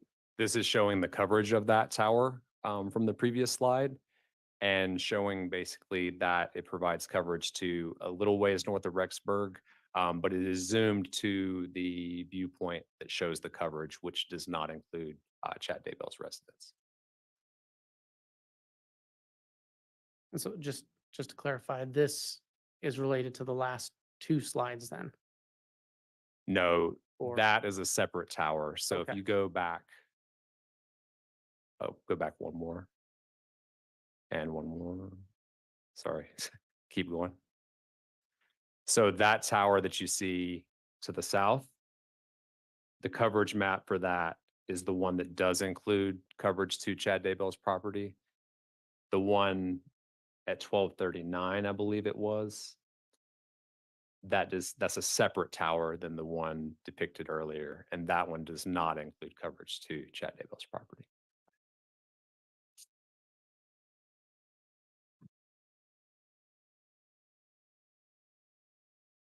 What do we see on slide 39? So this is looking at on September the 9th, between 1243 and 1249. Tower usage by the 0143 phone associated with Chad Daybell, the 9120 phone associated with Alex. Yes, ma'am. Associated with the 0143 phone. Tower usage associated with the 9120 phone, which is associated with Alex Cox. And then tower usage of the 4652 phone, which is associated with Lori Vallow.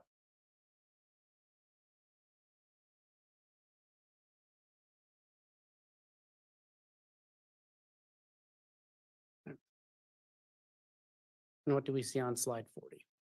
So this is looking at the coverage maps of the different towers that were utilized in the previous slide.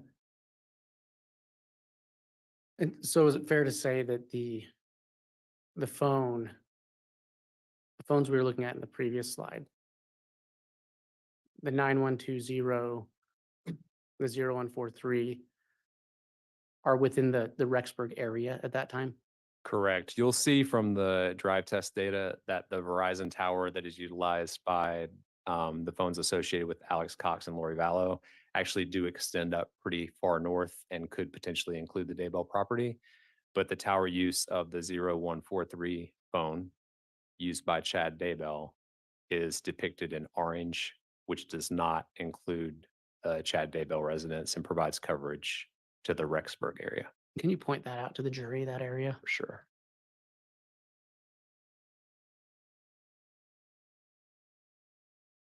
The area that I'm circling with the pointer Thank in you. orange. What do we see on slide 41? So this is zoomed in where it shows the coverage area of the Verizon tower utilized by phones associated with Alex Cox and Lori Vallow, as well as coverage in orange associated with the 0143 Chad Daybell phone. And the overlapping coverage area does include Alex Cox and Lori Vallow's residence. You also see Google location history at 1243 and 1246. reporting from a device associated with Alex Cox's Google account, consistent with being at Alex Cox's residence. That's still September 9th. Correct.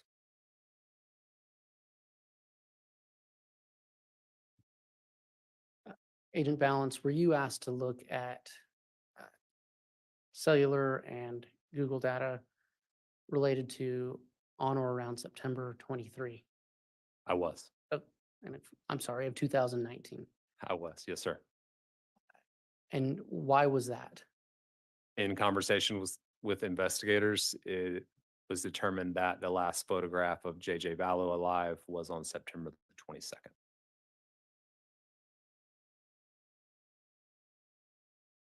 So what do we see on slide 43? So here we're looking at September 23rd between 3:59 in the morning and 8:35 in the morning.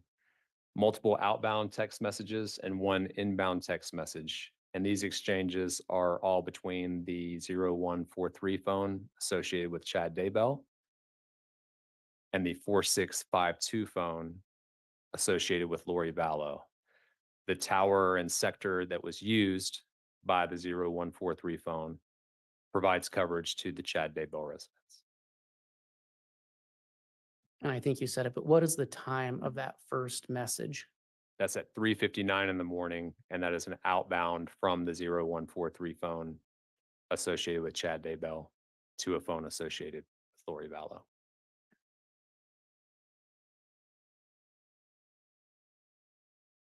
And what do we see on slide 44?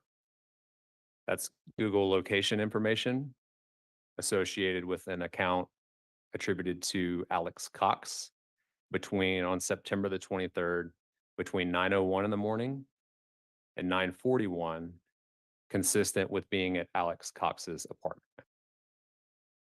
So during that approximately 40 minutes, is it fair to say that that device is relatively non-moving? Correct. All of those are repeated locations with the same margin of error.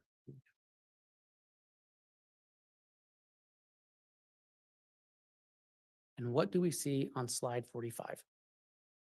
So this is mapping out a phone call that was made from the 9374 phone associated with Chad Daybell, utilizing a Verizon tower that provides coverage to the Chad Daybell residence. And the call is made to the phone number ending 9120 associated with Alex Cox. What time is that phone call made? That's at 9:25 in the morning. How long, are you able to tell from the cell data you received, or the call data, how long that phone call was? Yes. So you can see after the type, the 38, that represents a phone call of 38 seconds. And this is September 23rd. Yes, that's correct. What do we see on slide 46?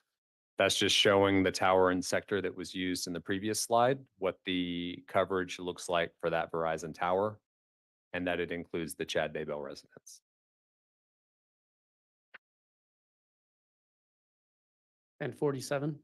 It's just a zoomed in version of the previous slide, again, to show the coverage that includes the Chad Daybell residence. What do we see on slide 48? So this is showing activity on the 0143 phone associated with Chad Daybell, as well as activity on the 4652 phone associated with Lori Vallow.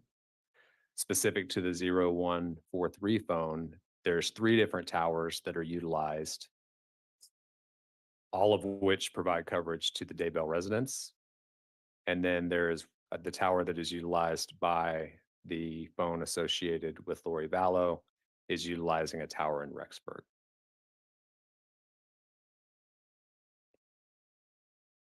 And all those communications take place between what time? 9:27 and 9:37 in the morning. On September 23rd. Yes, sir. Correct.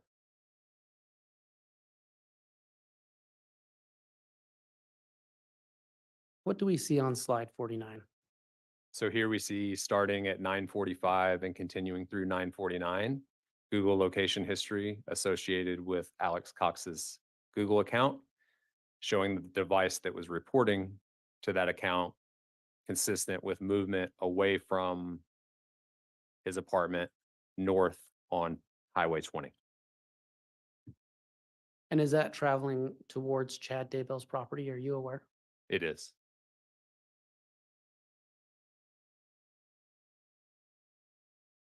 What do we see on slide 50? So this is showing Google location information associated with Alex Cox's account with Google, showing that his device was reporting in and around Chad Daybell's property between 9:55 in the morning and 10:12. And then specifically on the top right, there are two locations reported via GPS. One of them is at 9:56 with a 4-meter margin of error. The other one is at 10:02 with a 3-meter margin of error, which are close in proximity to where JJ's body was found.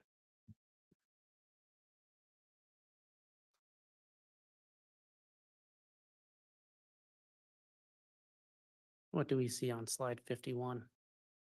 Those are the same two locations that I just spoke about on the previous slide. They just include the yellow margin of error to show the accuracy associated with those two locations.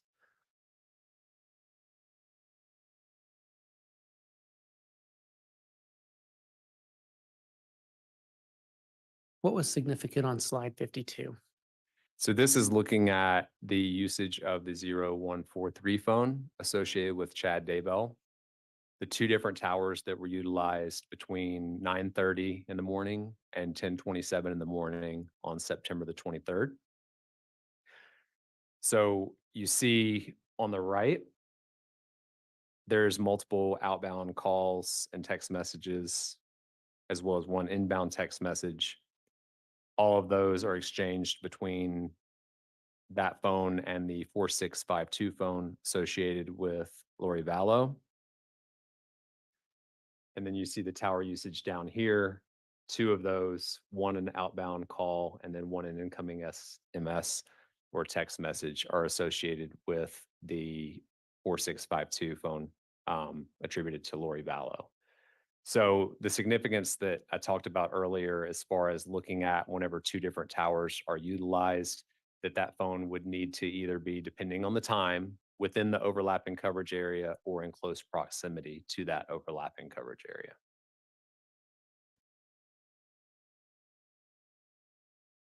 And then this is just showing the overlapping coverage area in orange that includes Chad Daybell's residence.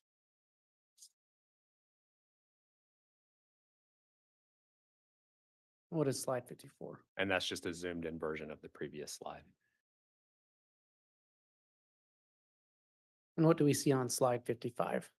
This is showing Google location information on September the 23rd, between 10:12 in the morning and 10:20, consistent with a device associated with Alex Cox reporting Google location information showing at 10:12 in the morning, consistent with being nearby the Daybell property, and then at 10:20 being back down, consistent with being in Rexburg. On September 23rd. Yes, sir, that's correct.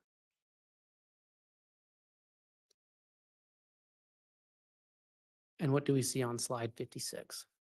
So this is showing on September the 23rd between 10:13 and 10:17 in the morning, use of the 0143 phone associated with Chad Daybell, and 3 outbound text messages, all to the 4652 phone associated with Lori Vallow.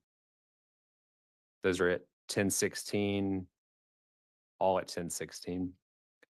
And then an outbound call from the 9120 phone associated with Alex Cox at 10:13, calling the 4652 phone associated with Lori Vallow. And then at the bottom, the location of Lori Vallow's phone whenever it received that incoming call, because again, it's on Verizon, so the text messages don't record the tower and sector.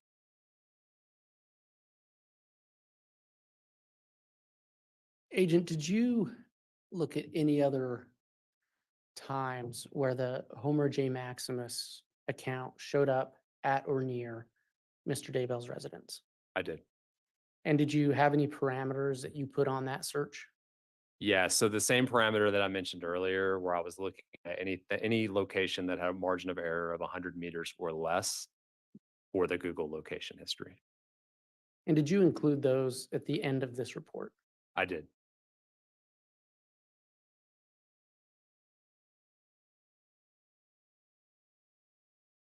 Agent, is this in relation to what we were just talking about, other times when the Homer J. Maximus account or a device associated with it shows up at or near Chad Daybell's property? Is this a summary of that? It is. It just does not include the 2 dates that we just went over. It includes other dates in addition to those. So what do we see on slide 105? So this is Google location reporting associated with Alex Cox's Gmail account for a device reporting on August 7th between 1:09 and 1:20. The locations as indicated on the map, consistent with being at the Chad Daybell property.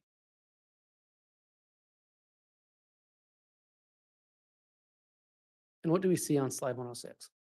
The same reporting that I just mentioned associated with the same account, just on August 24th between 7:24 and 7:32 p.m.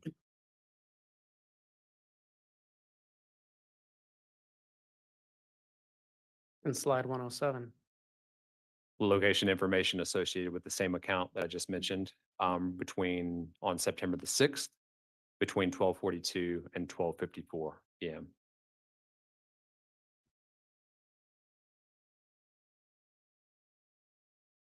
And slide 108? The same account associated with Alex Cox, indicating a device reporting on September 25th between 10:05 in the morning and 10:23 in the morning in the vicinity of Chad Daybell's residence.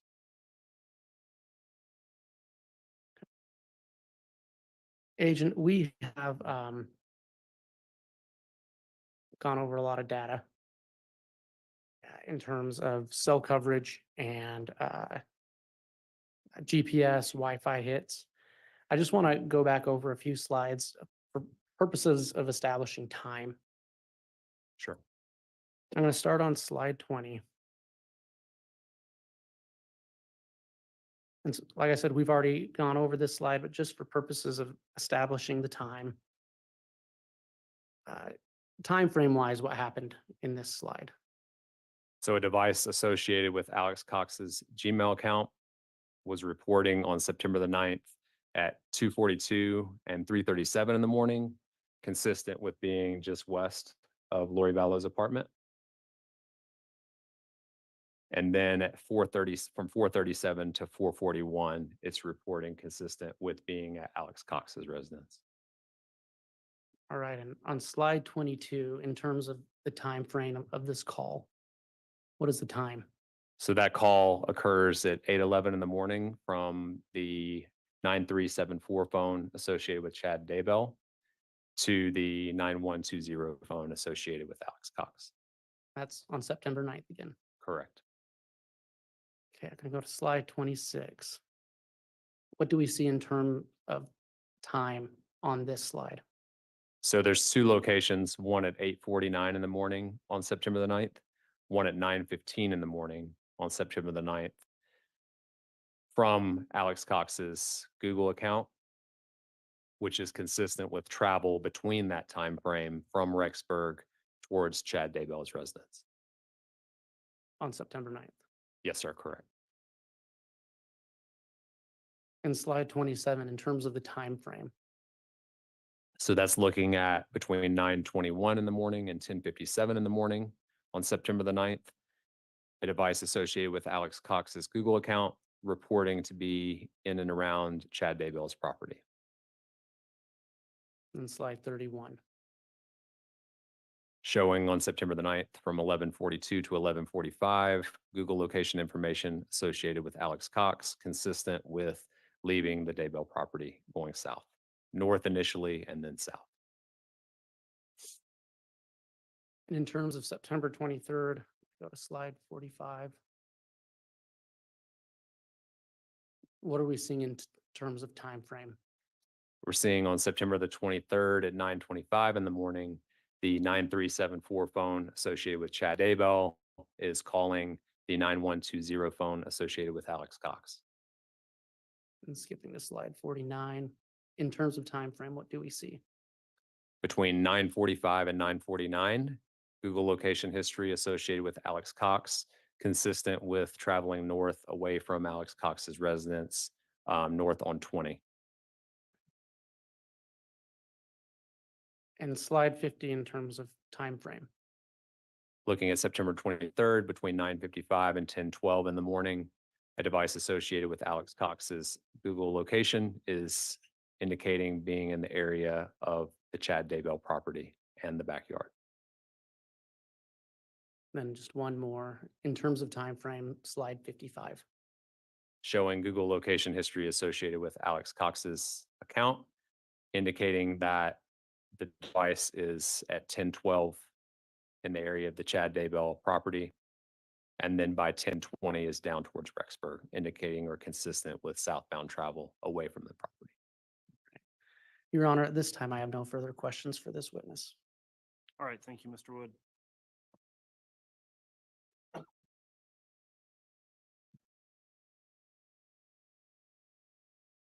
And Judge, I'm going to need the exhibit to utilize the exhibit during my cross. Okay, the one we were just publishing from 156. Yes, Judge. Okay. And fair enough, I have a Mr. copy. Wood. Mr. Wood, if we could just have the exhibit from the bailiff brought to Mr. Pryor, please. It's here on the table. Thank you.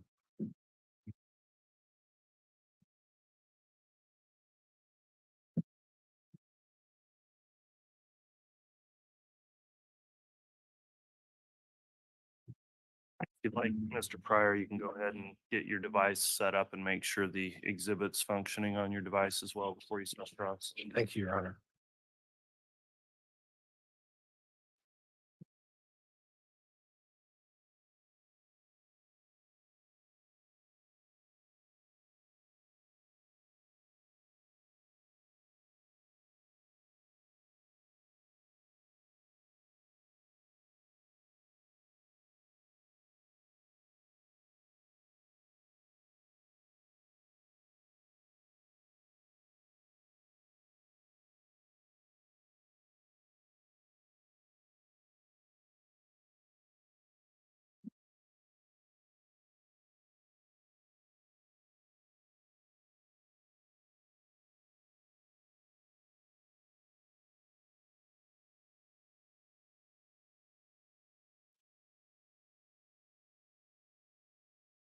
Good morning, Agent.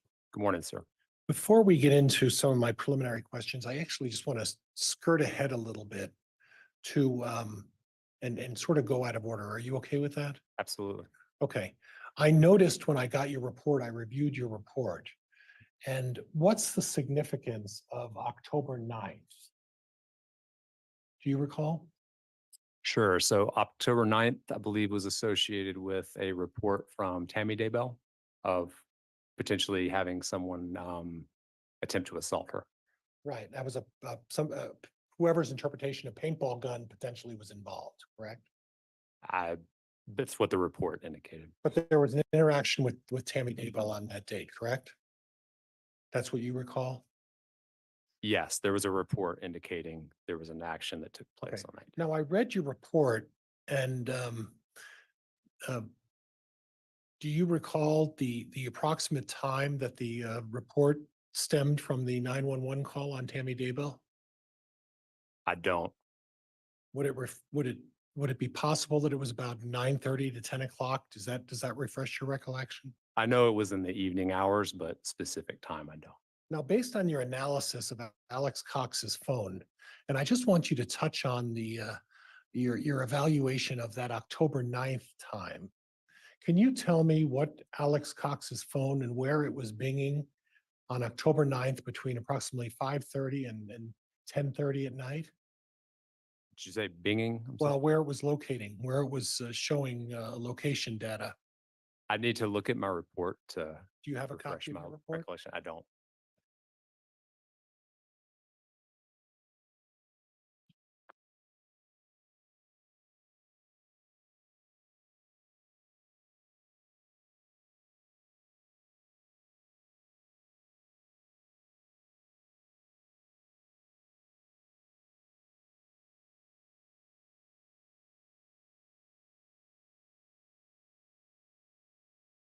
Judge, could I, publish this? Pryor said binging.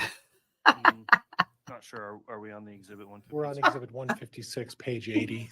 Okay. Oh my God. He gets a lot of words wrong. Remember last week he said lividity wrong. What did he call it? Lapidity. Oh my God. That is Are hilarious. you able to see that, Agent? Yes, sir, I can. Hmm. Okay, so I'm looking at the Homer J. Maximus Binging. and I'm looking at October 9th at, Oh God. why don't you read that time for me? Yeah, Oh, so this is shit. October the 9th between 5:16 p.m. and 11:53 p.m. Did that cop go? showing Google It's like location what? history associated with Alex Cox's device. Okay, and that's on October 9th, is that correct? Yes, sir, it is. And that was the date that allegedly there was some sort of an incident on Tammy Daybell's property and between 9:30 and 10 o'clock, is that correct?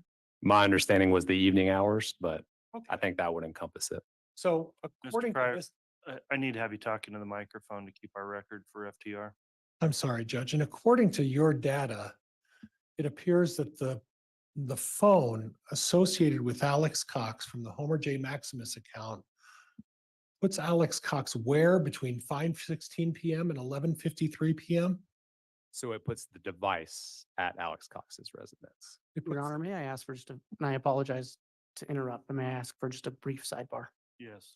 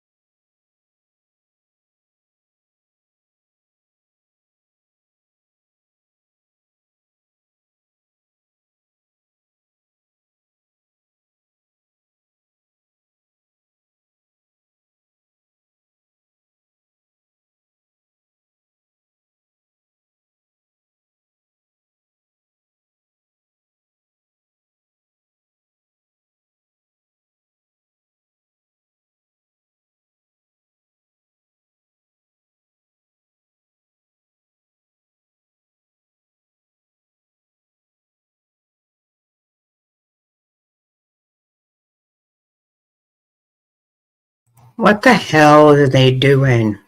Hey, Sicilian. Sidebar. Yes, seriously.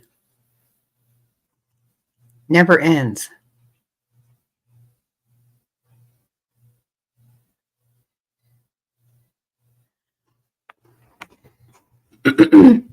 Yeah, I think they might have done a book together or something. He published some of her books, Sicilian, her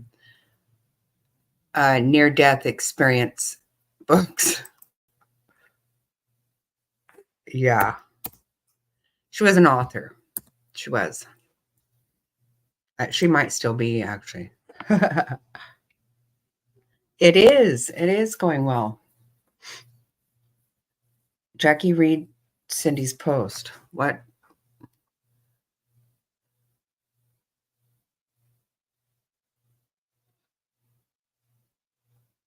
All right, you can continue with cross, Mr. Pryor. So again, officer, and the display is not up anymore. Yeah, I answered Um, Cindy. We're looking at I answered her. 5:16 PM to Hold on. 11. Let's get that up. Sorry to interrupt, Mr. Pryor. We'll make okay. sure we got the. Wait. Okay. Wait. So Alex What? Cox's phone, and tell me, what is the Oh proper my term? God, hold on. It's showing a location data on October 9th between 5:16 PM and 11:53 PM. Is that what that reads? Yes, correct. And that's on October 9th, right? Yes, sir. Okay. Oh my God, Cindy. Now, and we can take that down, Judge.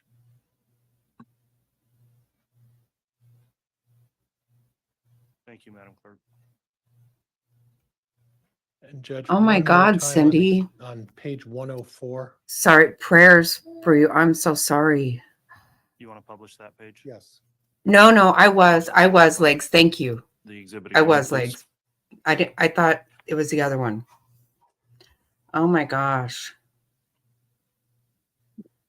Oh my God, Cindy. I'm so other- sorry. Other than the references Wow.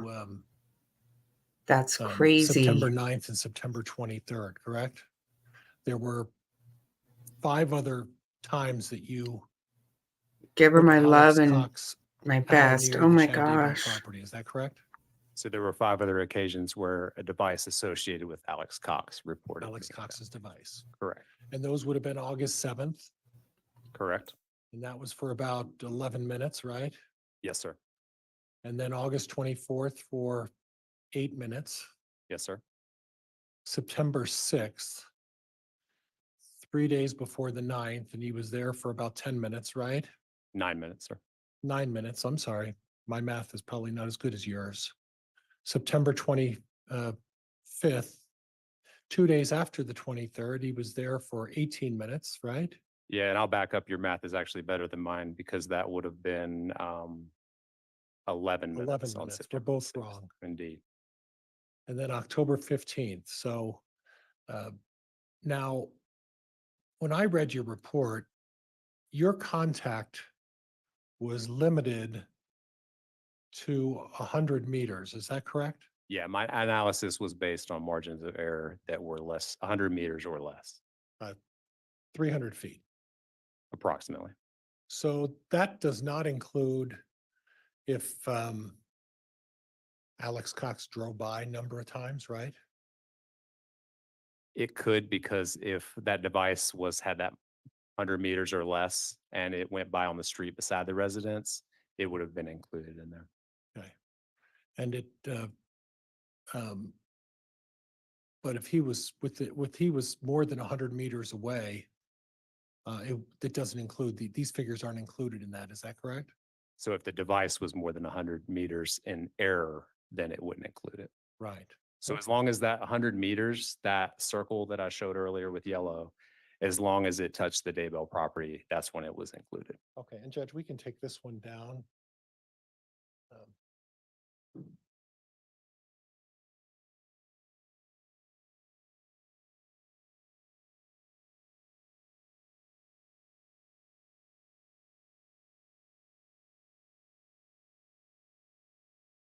Now, I want to go back to just to clarify a couple of things in terms of explanations. Go ahead, I'll wait for you. Sure, you're good.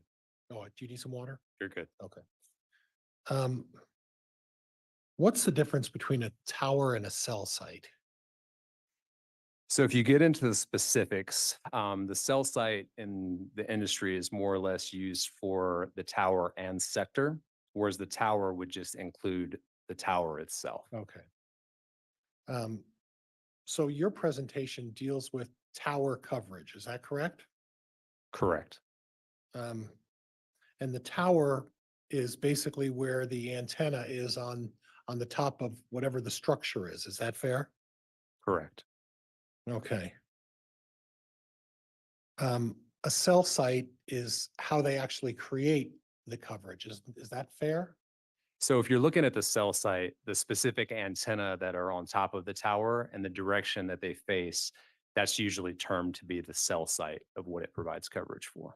So we're not really talking about tower coverage. We're talking about cell site coverage, aren't we? The tower coverage would include all the sectors, whereas a cell site would be specific to a sector. Okay. Okay. And the importance of how an antenna is located plays into how these figures are calculated. Would that be fair? Correct. So for instance, if an antenna is a little pointed down or pointed up, that will manipulate and have an impact on what the readings that you're getting. Would you agree with that? It would impact the coverage based on which direction antennas are facing. And when we're talking about coverage, we're talking about with what you're talking about with coverage, we're talking about where an area of a cell phone company is providing service. Would that be fair? Correct. You never use these coverage towers to actually locate where a phone is. Isn't that true?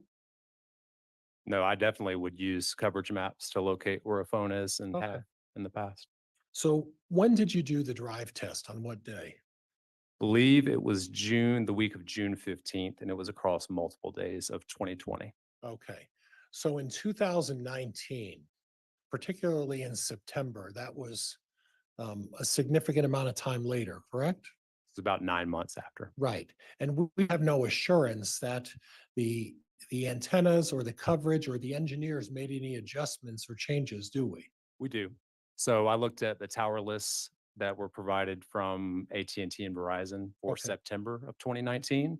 And then I compared those with the tower lists from June of 2020. And I didn't see anything in any of the towers used in this report that would significantly impact what the coverage would have been or changed. Significantly impact? Correct. So there were changes? There were no changes in direction of which way sectors were pointed. There was changes in what's called the beam width, and they were off by about 5 degrees, I think. Okay, all right, thank you.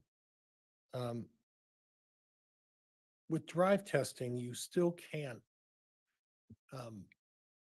provide an exact location of where a device is, can you? Correct. Drive testing is basically going to show you a coverage area of where a phone could be. Where a phone could be, right? Correct. It doesn't show where the phone is, right? That's correct. Okay. Now, you mentioned this a couple of times with the prosecuting attorney. You mentioned the term gladiator forensics. Yes, sir. Now, the way I understand gladiator forensics is that's a tool used by the FBI. They're a company and they provide a tool that's used by the FBI. But that company will not provide their tools to anybody but the FBI. Is that fair? No, my understanding is they will only provide or sell their equipment to law enforcement. I don't think the it's government. specific to the FBI. To the government. Correct. So an independent person can't get a hold of this information from gladiator forensics and do their own analysis of what your data is showing. Is that right? No, the information, most definitely. That's whenever it records the information as a part of the drive test, we have a raw data file that shows all of the different measurements and the latitude, longitude of the location of where the device was when it took those measurements. Well, you're providing the data, but the actual tool and the program itself is not available to anybody unless you're within the government. Isn't that true? I believe their specific company only sells to law enforcement. So you folks have the program, you folks have the way to input the data into your program that's only the government has access to. Is that right? So we have a tool that allows access to it, but Gladiator doesn't make the only tool that would provide that same information. Okay, but the tool that the FBI is using is not available to the public at large. Is that right? That's correct.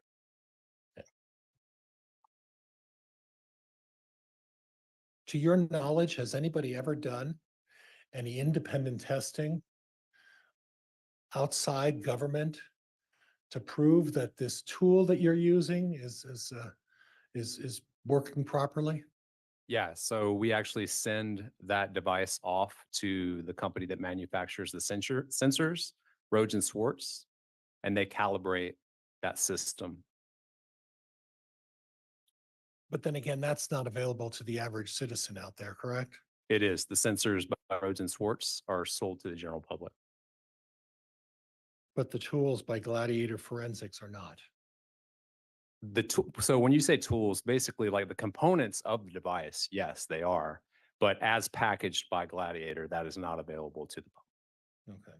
So once again, if someone wants to verify that the tools that you folks are being sold by Gladiator Forensics were working properly or that there's no issues with those, there's no way to do that, is there? Yeah, absolutely. You could go buy the sensors associated with reading the different cellular frequencies in the area, and you could do your own drive test. Well, why don't you just get Gladiator Forensics to send us the tools in the program and we could verify it that way? Wouldn't that be the simpler way to do it? I don't Objection, work for the argumentative. company, sir, so I don't.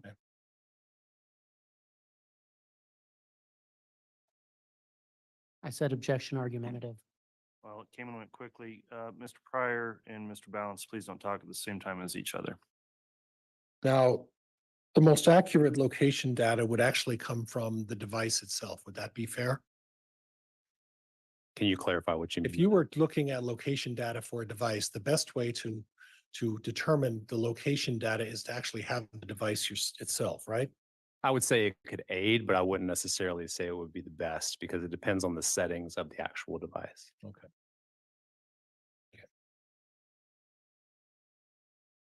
Now I want to go back to Exhibit 51 if we could. And Judge, if we could put that up there. Yes, we'll ask the clerk to do that, please.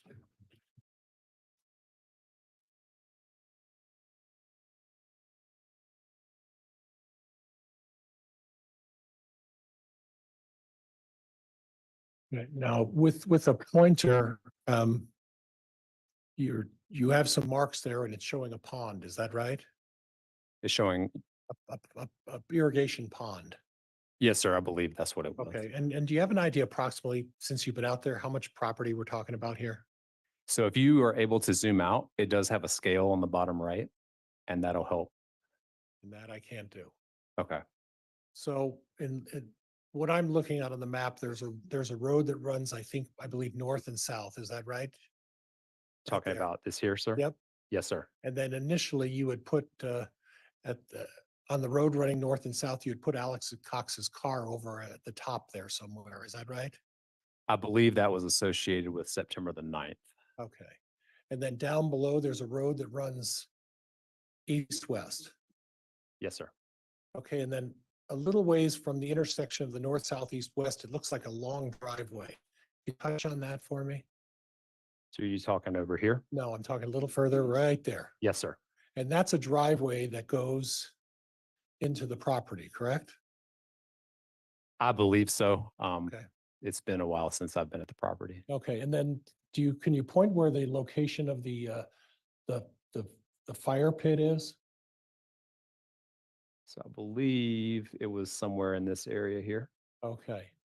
And there's some sort of a green tree or a tree that's throwing some shade down there next to something brown, right? Are you talking about here? Up to the right, right there. Okay.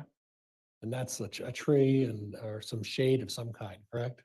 It's something I can't remember Okay. from my time at the property.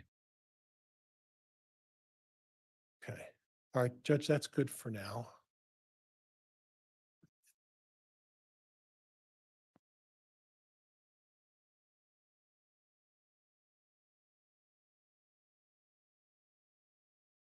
Now I want to go back to, I believe it was slide 20. Okay. And Judge, if we could have slide 20 put up there. All right, slide 20 of exhibit 156. We'll get the exhibit up. You can locate the slide.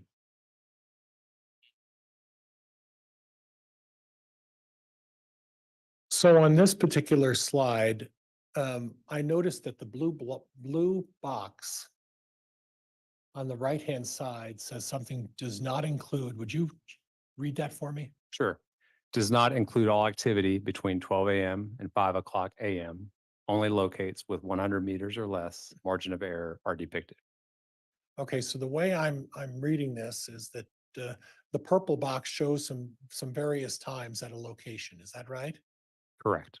And do you know whose location that is in the purple box? So that's associated with the Google location history for Alex Cox. Okay, and where is the location specifically? So the ones that I believe you're referring to here on the left side. The purple ones, yeah.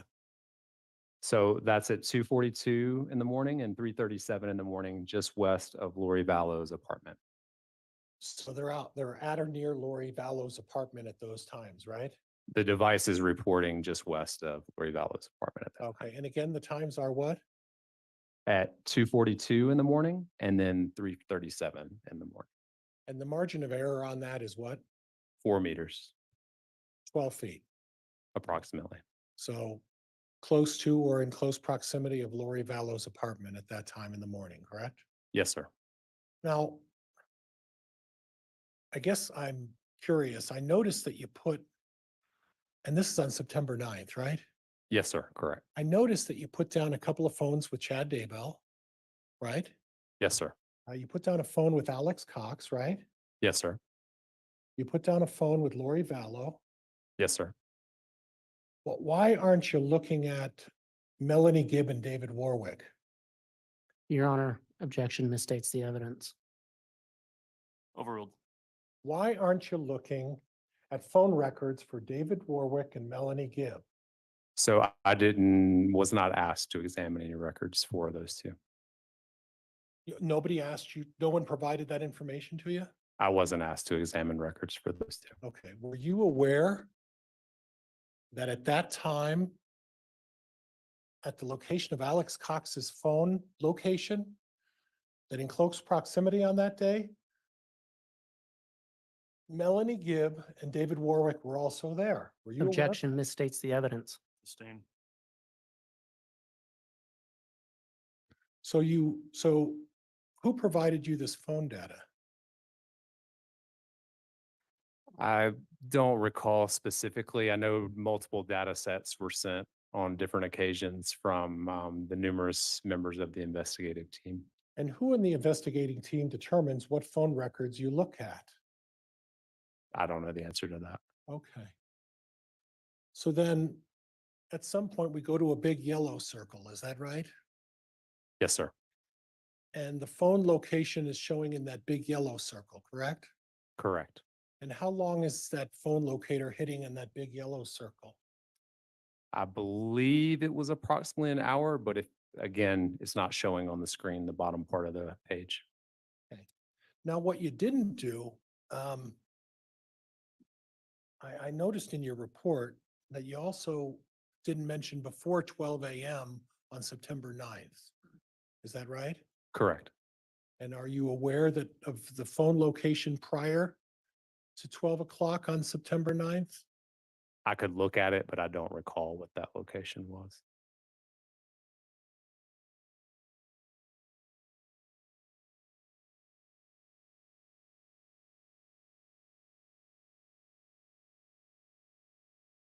Now, you didn't have, oops, I'm sorry, Judge, I bumped that and we can take that down.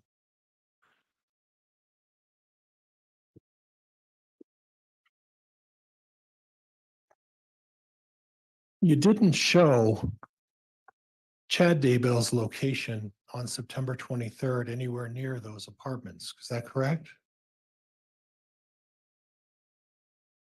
I don't believe I did. I'd have to go back and look at the report to see. I think that was only on September the 9th. And then in regards to the text messaging that you talked about, we don't know what the contents of that text message between all of these folks was discussing, correct? We do not. And you testified previously that it wasn't uncommon for Lori Vallow and Chad Daybell to frequently be communicating, correct? That's correct. In fact, on a daily basis, multiple communications in the morning, correct? I remember seeing significant amount of communications between the two. And significant amount of communications in the evenings as well, right? I believe there was evening hours as well. I would just need to examine the records in total to give you like approximate time. Okay. when those Are occurred. you aware that the two of those folks were having an affair? Yeah, I was. Okay. And you're aware as part of that affair that they'd be communicating. Wouldn't you expect them to be communicating quite regularly? I would expect that to be the case. Yes, sir. Okay.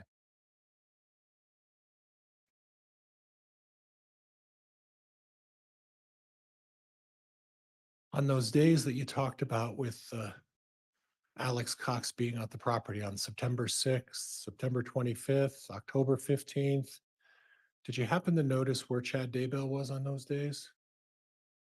I don't recall looking Okay. at that You information. didn't look into that, right?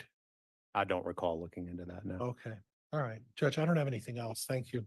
All right, that concludes the cross-examination then. Mr. Wood, if you'd like to have redirect, you may. Just briefly. All right.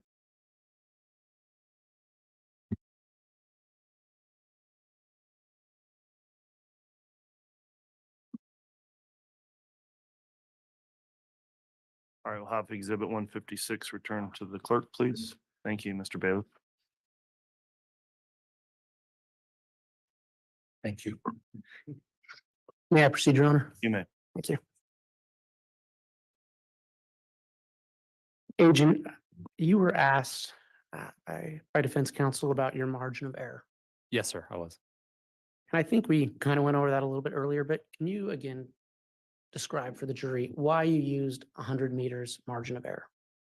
Sure. So typically with Google locations, like I mentioned, you can see margin of error all the way from 3 meters all the way up to thousands of meters. And so if there's a specific date and time that I'm looking at, I find it to be much more precise to look at those 100 meters or less, because it gives me a good indicator of where that phone was at that particular time. Now, with that, it's reporting from a cell phone. So when you start getting into larger margin of error, I also have records associated with that phone that can aid in mapping where that phone was as well. So again, it's just a matter of being as precise as possible whenever I'm conducting analysis. So if you increase that margin of error, you're, is that literally increasing the geographical leading. location? Excuse me, what was that? Objection leading. Sustained. Okay. When you increase the margin of error, what does that do to your possible results? So the yellow circles that you saw, basically any margin of error that you see, that circle is going to correspond with it. So the larger the margin of error, the more geographical area that that locate is going to provide or show on the map. And so what could that potentially change results? It would definitely change the results from the standpoint of whenever I'm looking at any time a Google location was in the vicinity of the Daybell property, because if you increase that margin of error, it would make circles that otherwise would not have shown being at that location.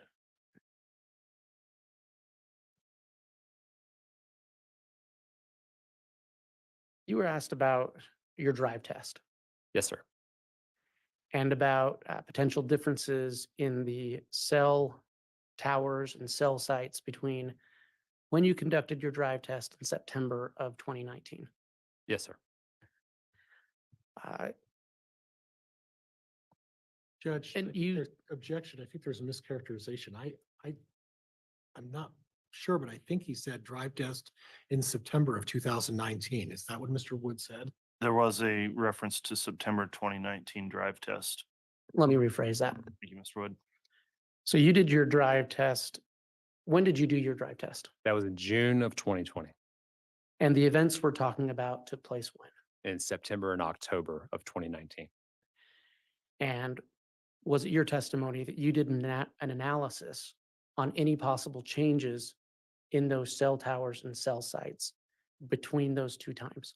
Yeah, so I examined the records from the tower lists that are maintained by the provider for September of 2019 and June of 2020. And was there anything in your analysis that led you to be less confident in the results of your drive test? No. You were asked about the Gladiator system or the GAR, Yes, sir. and your testimony was that the GAR is provided only to law enforcement. So it's available for purchase by law enforcement. But it's made up of components, Yes, sir. Correct. and those components are available to the civilian market. Yes, the primary components that are taking the measurements are available to anyone to purchase. And is the government the only entity that does drive testing? No. So do civilian companies do drive testing? Yes. Right. And you spoke about a raw data file that you produced. Yes, sir. So could a civilian take that and verify, or at least map out what you did and verify it against your results? Yes, I mean, the data file itself would be, require some knowledge of how the cellular networks work, but that raw data file contains all the same information as far as what the measurements were from specific locations. So a civilian who knows what they're doing doesn't have to have the GAR. Objection leading. Sustained. A civilian who has experience in drive testing, would they have to have the GAR to verify your results? No, there's numerous products available that you could conduct the same type of test. Okay. You were asked about the settings on a device, and I believe it was in relation to, isn't the best way to locate a device with the device itself? I was asked that, yes, sir. Let's talk about the settings on a device. Can you alter the geolocation settings on a device? So on a device, there's multiple ways that location information could be stored. And as a user, you do have the ability to make changes as far as what is potentially stored on your device.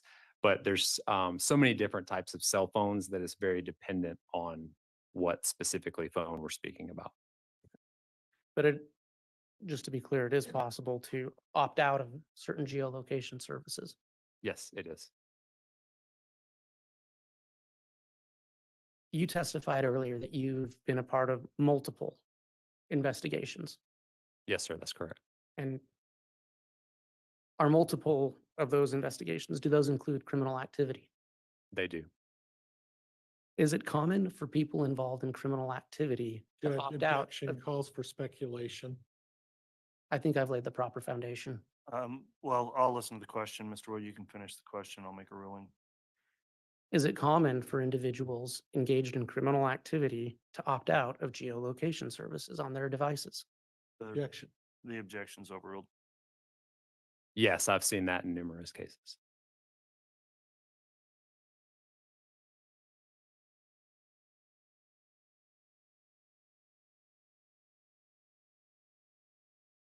Your Honor, I have no further questions today. I would note that we do intend to bring Agent Balance back. Okay. Mr. Pryor, I'm not sure that we went outside the scope of your cross there on redirect. Is there anything else you? Opting out, Judge, and then I'm going to need to move for admission of 122 by stipulation of the parties, Judge. I'm sorry, going back to whether or not you intended to recross? Be opting out, Judge. Your Honor, that was directly in response to a question he asked about devices and settings on a device. I don't think I went outside of the cross. All right, I do agree with that. I don't think that's outside the scope. It'll also be something that you may be able to recross on or cross on and when the agent's recalled, which the state's indicated will be occurring. So we're gonna not have recross today on the agent. That will then conclude the testimony of Agent Balance. The court's advised that you will be returning potentially for further testimony. Because of that, you're still subject to the exclusionary rule, meaning you're not allowed to view trial court testimony that's taking place. And I'll be asking you about that again before you take the stand. If you were to do that, you may be prohibited from further testimony or sanctioned by the court. So with that in mind, that will complete the testimony for today of this witness. You may go ahead and step down from the witness stand. Thank you. And Your Honor, I previously mentioned Exhibit 122 that I failed to bring that up on my cross. Is that an exhibit you wish to seek admission of? It is, Judge, and it's by stipulation of the parties. Okay, well, we don't have the witness on the stand, but with this exhibit, is the state have any objection to us at this time admitting a defense exhibit 122? No, Your Honor. Okay, defense is proffered exhibit 122. The court will allow for its admission without objection from the state. And Your Honor, may we have a brief sidebar? Yes.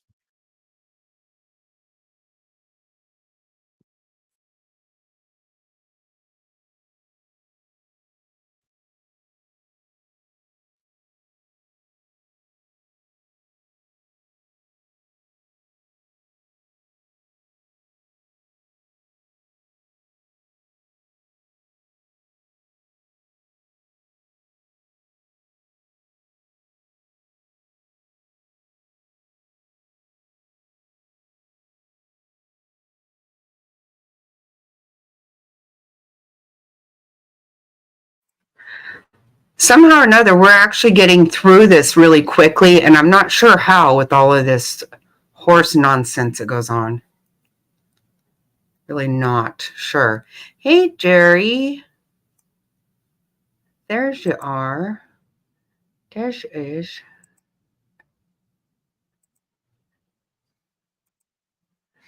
Gerri, we're going on a field trip tomorrow to Mauer.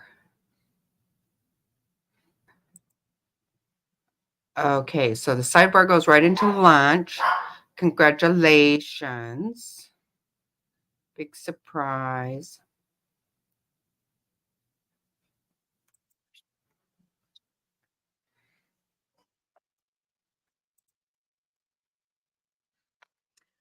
There's no court tomorrow. Because there was a police officer killed in the line of duty, and so they're having his service tomorrow. So everybody is going to be there at that service. So there won't be any court. So we are going, me and Queen and Jack are going to ride around and go to Lori Vallow's house where Charles was shot. We're going to go to, I just found the address for Brandon Boudreaux where he was shot at. And we're going to go to the Gilbert Mormon Temple. We're going to go to that airport they talk about all the time, going back and forth, because it's right in the middle of it all.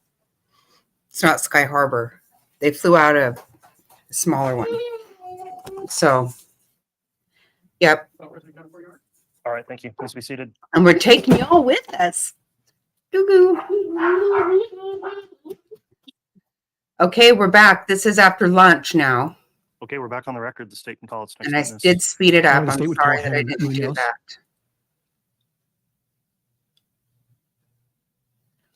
Right? It's going to be fun, fun, fun.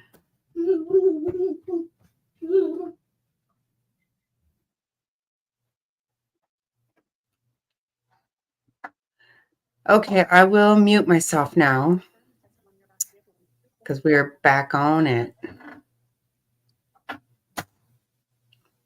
Yeah, Nate Eaton said last night, what did he say? Shit. The witness list is sealed, so we don't know how many for sure, but All right, the anything? witness has been sworn. Before we proceed with testimony, because there's an exclusionary order and the court has live streamed this trial as well as had open proceedings for the trial, I'll inquire of the witness. Have you been observing go. or watched any of the trial testimony since the case started? No. Okay. Have you talked to anybody else about testimony they've given in It trial? looks like more than half Okay, of the with that witnesses then, are Mr. done, Wilson, though, you can as inquire far and as the direct. whole thing. Thank you, Your Honor. Excuse me. Good afternoon, Ms. Munoz. Will you please state and spell your full name for the record?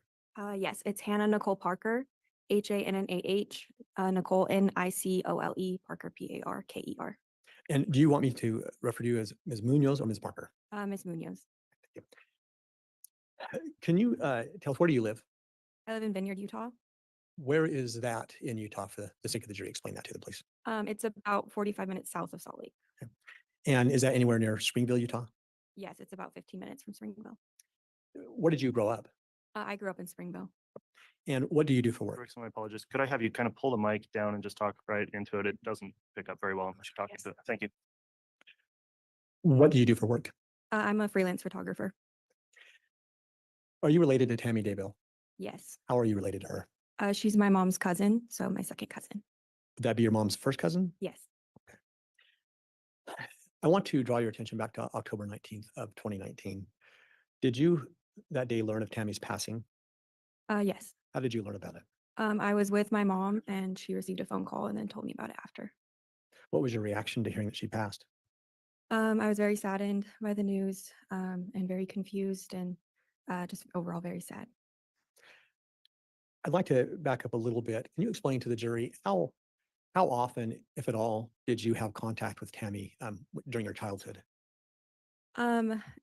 I didn't know Tammy super well. Like we saw her at family events, but I was younger, so I was like playing with her kids. But yeah, we would see them at family activities. So you learned of her passing. Did you have occasion to attend her funeral? Yes, I did. The best you can recall, when was her funeral relative to her passing? It was a week after her passing-ish. You think? Okay. Yeah. Did you also attend a viewing? Yes, I did. And where was the viewing at? It was at a church house in Springville. Is that the same place the funeral was held? Yes. When you went to the viewing, did you go by yourself or did you go with anybody else? I went with my sister and then I met family at the viewing. What other family did you meet at the viewing? I had my grandparents there, some aunts and uncles, and then my mom and dad came later. Did you have the opportunity while at that viewing to go through the viewing line? Yes, I did. How many times do you recall going through it that night? I went through twice. Who did you go through with the first time? I went through with my dad, Lindsay Parker, first. And do you recall, was Chad Daybell in the viewing line? Yes. Relative to where Chad was, were there any of the Daybell children that were also in the line?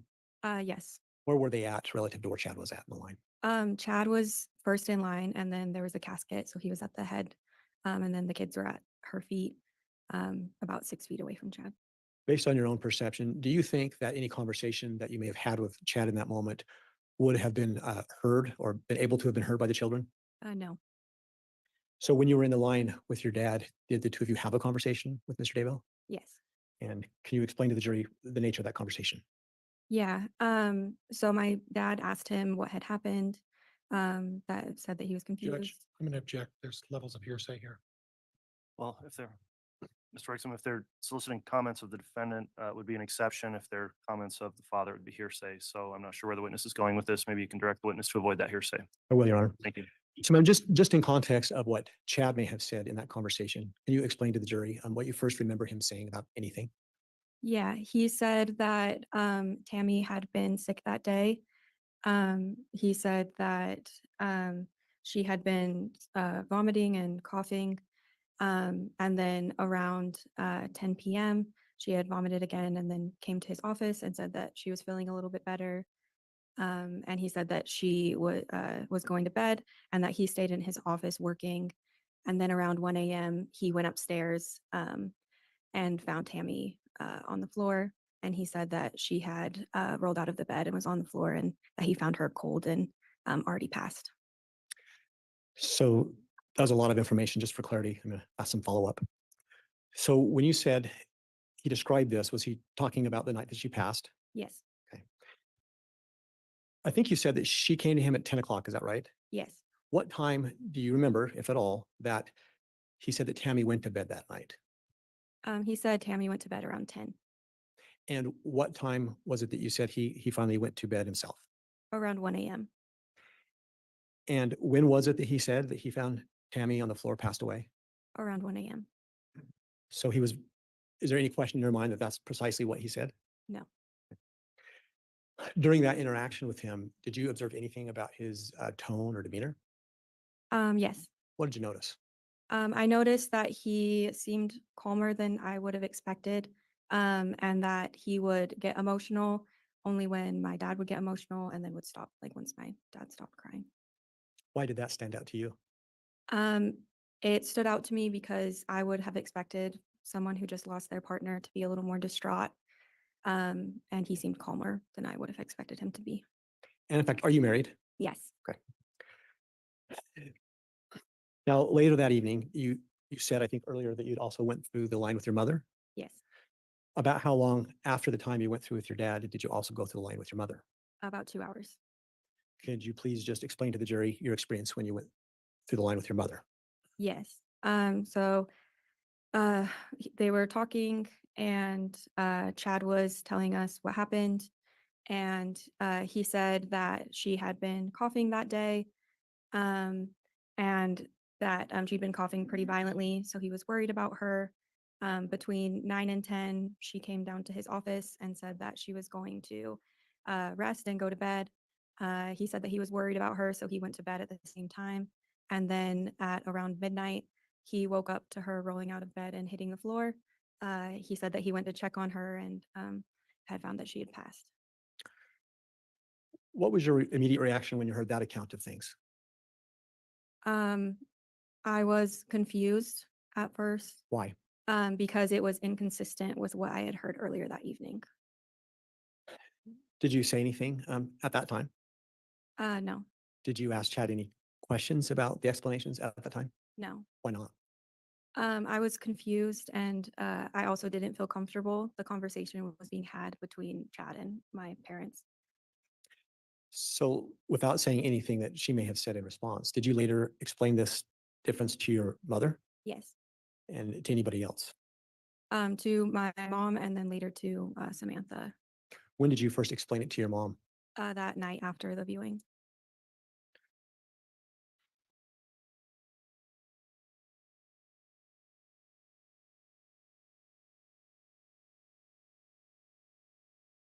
No, I don't have any more questions for this witness at this time. All right.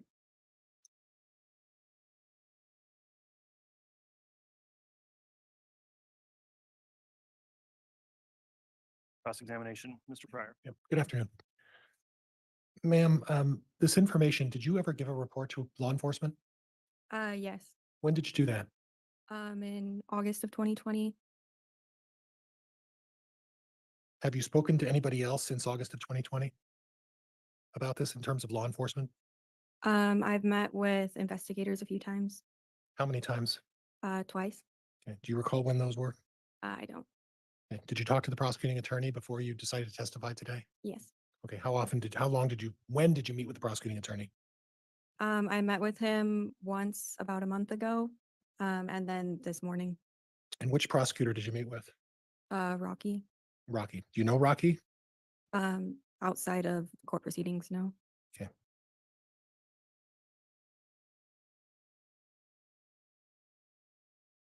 Now, your testimony is that at midnight, Tammy went downstairs to check on Chad in his office. Is that right? Objection misstates the testimony. Sustained. Did you mention about him going downstairs to meet with Tammy going downstairs to meet with Chad at any point? Yes. Okay, and what did you make reference to? When I was talking to Chad with my father, Yeah.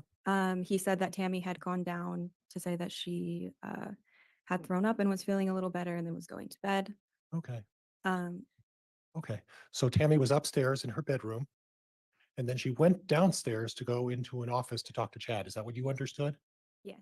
Okay. Are you aware that this is a one-story home, ma'am? No, I've never been to their home. Okay. And then after, again, when you were in the line with your mother, and you mentioned something about going downstairs, which downstairs were we going to? Again, I haven't been to their home. Okay, nothing else, Judge. Thank you. Thank you. Any redirect?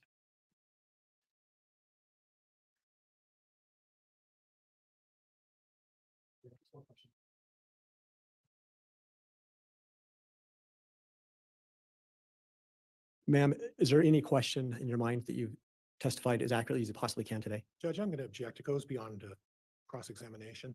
Well, I'll sustain. I think that's actually an improper question. You can ask a different question if you like, Mr. Wixom. Ma'am, when you heard Mr. Daybell explain the events with your dad, did your dad ask him anything about the layout of the home? No, Did you ask him anything? no. Are you, do you doubt at all that he said that he, Judge, I'm going to object. He's trying to bolster the witness. It's inappropriate.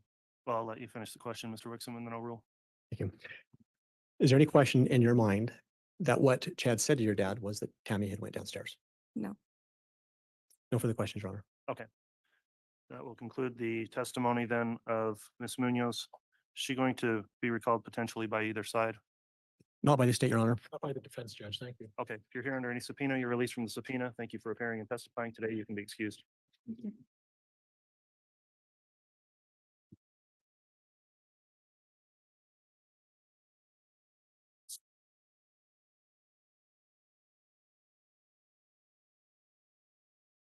All right, the state can call its next witness. Your Honor, at this time, the state would call Patty later. If you know, how do you spell that last name, Mr. Wixom? I believe it's Later. Thank you.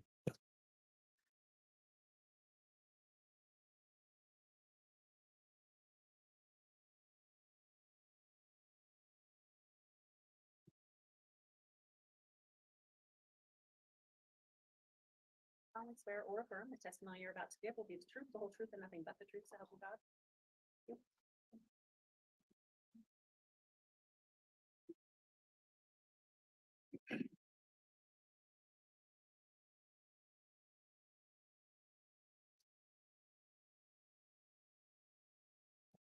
All right, the witness has been sworn. Before we start with direct, I am going to inquire, because this court's being live streamed as well as open to the public, I need to ask the witness, have you observed or watched the trial in any way? No. Okay, have you discussed anybody else's testimony with them that they've given a trial? No. Okay, thanks for your responses, Mr. Wixom. You can inquire. Thank you, Your Honor. Ma'am, will you please state your full name and spell it for the record? It's Patricia Later, Patricia, Later, Later. Thank you. And ma'am, where do you live? I live in Spanish Fork, Utah, Where is that relative to Springville, Utah? just south of it. Have you ever lived in Springville, Utah? Yes, for many years. Which years did you live there? From let's see, 1994 1995 or 1996 until after high school. And then I moved to Denver and then came back and lived there. I've lived there. Ma'am, are you related to Tammy Daybell? Yes, I'm her first cousin. And did you have a strong relationship with her when you were younger? Sorry.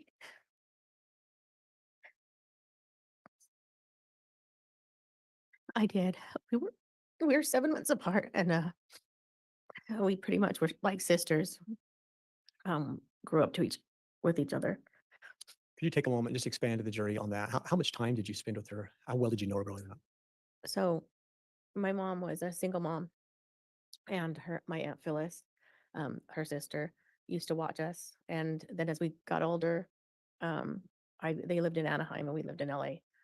I'd go out and spend weeks during the summer with her, and we went on family trips together. At one point, we wrote letters back and forth to plan a show for a camping trip we were going to go on. And then when I moved to Springville, we went to high school together. We were best friends, drove to school every day. She encouraged me to join band, even though I didn't play an instrument, so we could be together and go on a trip to California with the band. And also she encouraged me to take some classes with her, so we'd have classes together too. So am I hearing correct? Did you attend high school together? That's correct. Did you do any other social activities with her in high school?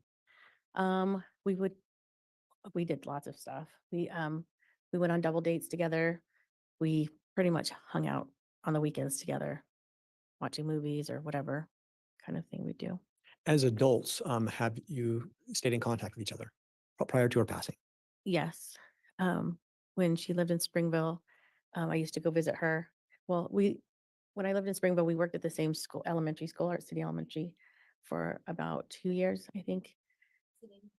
Art City Elementary. And she was a computer tech and I was teaching. I taught 5th grade for a year and then I taught 3rd grade. And she would come down and leave little notes.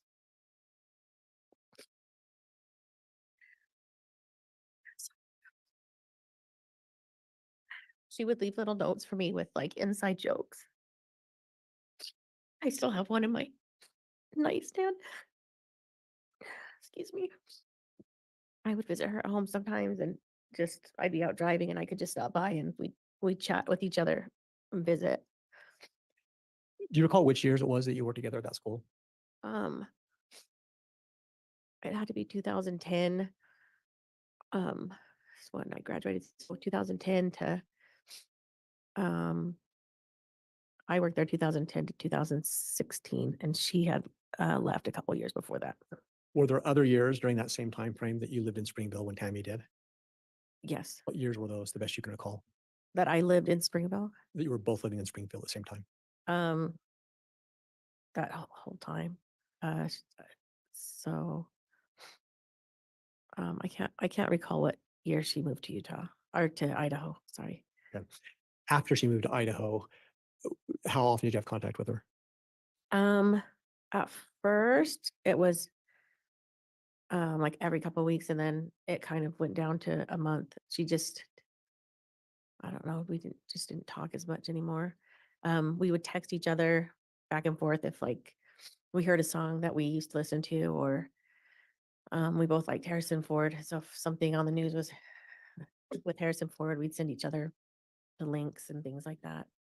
Did you attend any funeral, or I'm sorry, did you attend any family gatherings together, any weddings or any occasions like that? During that time? Yes. She came to my wedding in 2016, and then we attended a couple during the time she was in Idaho. Sorry. Are you talking about when she was in Idaho? Any time since the time she moved to Idaho? She came to my wedding. That's probably the only time. Okay. I want to draw your attention back to October 19th of 2019. Did you learn of Tammy's passing that day? Yes, I did. How did you learn of it? My mom called me.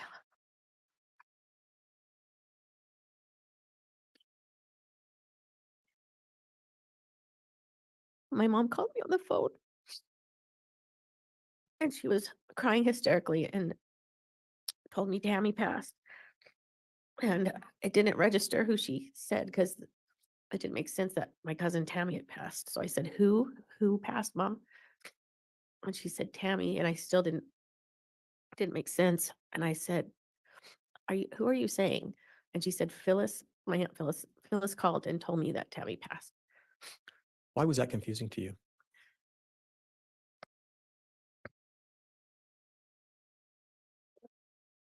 Just didn't make any sense.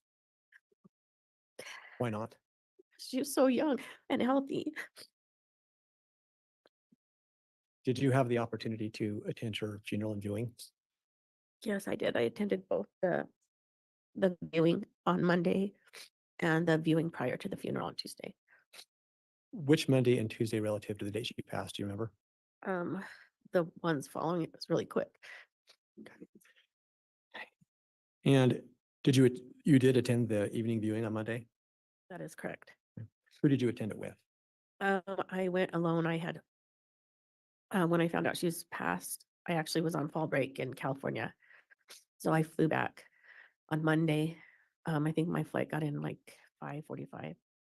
And then I went to the funeral or the viewing after that. When you were there, did you see your daughter Hannah? Yeah, so when I walked in, I was really upset and kind of looked for someone comforting, like some family. And did you and Hannah have the opportunity to go through the viewing line? Yes, that we did. Were you standing next to each other when you did that? Yeah, she was right next to me with her hand on me. Yeah, Did you see Chad in that viewing line? I did. Did you observe anything about his emotional state or demeanor that night? When I was going through, he was just talking with people and when someone would cry, he would cry, but he was mostly just visiting with whoever was coming up to him. Did anything about the way he was acting strike you as unusual? I felt like he should have been more sad, I guess. Did you, at that point in time, did you engage him in any conversation? Well, I had gone through the line really quick the first time, and then the second time, I went through and hugged her kids, and then walked past the casket, and then went and talked to Chad. Was Hannah with you when you went to talk to Chad? Yeah, yes, she was. Can you explain to the jury, what was it that you and Chad talked about? What did Chad say? I just went up to him and told him I was sorry for his loss, and we hugged, and I asked him what happened. Did he say?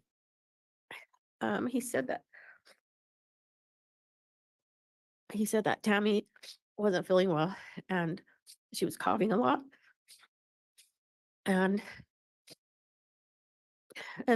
she threw up. Well, he asked if she was okay. She threw up, and she came to tell him that she threw up and that she was going to bed. He asked her if she was okay, and she said yes, she was feeling better that after she threw up, and then she went to bed. And then we both started crying, and then before I left him, he told me that Tammy loved you so much. Did he say anything else or more specifically about how he'd found that Tammy had passed away that night? Yeah, he said that he had so she went to bed and he stayed up working. And then he went to bed later. I think he said Tammy went to bed around 10 o'clock and he went to bed later, and then he woke up in the morning because she rolled out of bed or fell out of bed, and that's what woke him up. Anything else that you can remember in that conversation that he described about how he found Tammy? She was kind of half on and half off the bed. The next day, did you have the opportunity to attend Tammy's funeral service? Yes, I did. Was that held at the same place? Yes, yeah, at the church. When you attended the service, did you happen to hear Chad speak? I did. Was there anything about his talk or speak at the funeral service that caused you concern or stuck out to you? Yeah, there was a couple things that he said that I just thought weren't very nice. What were those things? He said that the first thing he said was that she wasn't easy to live with. He said that she was lazy. He said that she had depression, which she did, but to say it out in front of the whole congregation, I thought was, I guess, embarrassing for her. I don't know. So why were those things of concern to you? I just didn't think they were very nice. Was there anything about his demeanor at the funeral service before, during, or after speaking that you noticed? Um, I noticed after Emma told us a story about Tammy wanting more pets um, and that she would just kind of sneak them in. And I looked over at him and he kind of looked like a little concerned, and then he was laughing about it. And then When you say him, did you mean Chad? yes, that's correct. And Okay. then Garth told a story about Tammy playing video games, and he would be her lookout for when Chad got home. And same thing, he looked kind of like concerned, and then he started laughing. But it was like a split second, because I looked over at him to see if that was upset him, because I would, I guess, be upset too, but he just laughed it off too. Sure. Why did those things that Emma and Seth had shared, why were they of concern to you? So it was Emma and Garth. I just felt like they had to hide what they were doing. Tammy had to hide what she was doing from Chad. What do you mean by that? Like, to be careful to not get in trouble, I guess. In trouble with who? Chad. Were there occasion when Chad and Tammy lived in Springville that you would go over to visit Tammy at her house? Yes.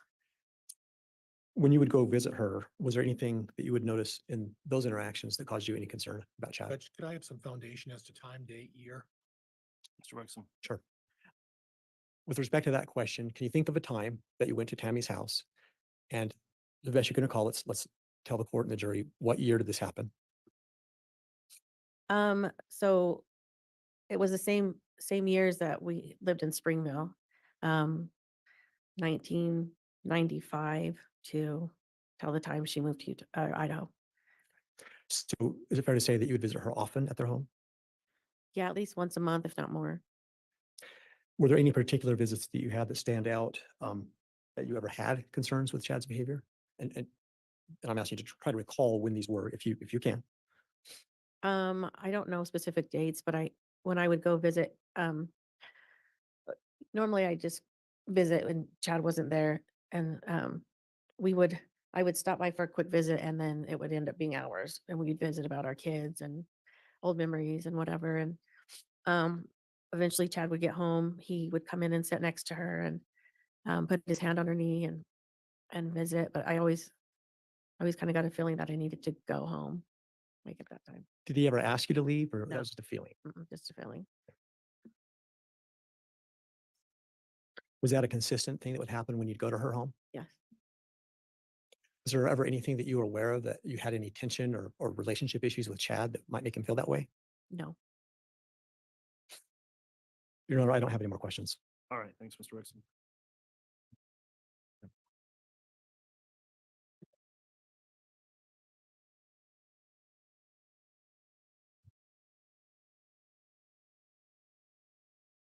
Cross-examination is required. Thank you, Judge. Ms. Later, it sounds from what you testified to that you and Tammy knew each other quite well as you were both growing up. You had a young age, right? That is correct. And then in 2015, when Tammy and Chad moved with the family to Utah, that contact dissipated quite a bit. Would that be fair? Yes, when they moved to Idaho, that happened. Right. And would it surprise you to learn that we have Tammy's phone records and correspondence, all electronic data? Would it surprise you to learn that in the last year of her life, we don't have any communications between you and her of any kind? I don't think I feel like that's not correct. Okay. You 'Cause- feel it's not correct, or do you know that there was no communication between you and her the last year of her life? We would message on Facebook and text. I don't think that's correct. Okay. So it's Facebook is what you're telling me. That's how you communicated with? Messaging and yeah. Okay. And she would call me. Now, when you were in the line on the first day of the services, you mentioned that you were there with your daughter, correct? Or with Ms. Munoz, I came in by myself and then she came up to me. but you were standing there with Ms. Munoz when you went through the line together, is that right? Mhm. And at that point, what your testimony is that Chad told you at the time that he woke up in the morning and Tammy had fallen out of bed in the morning, is that correct?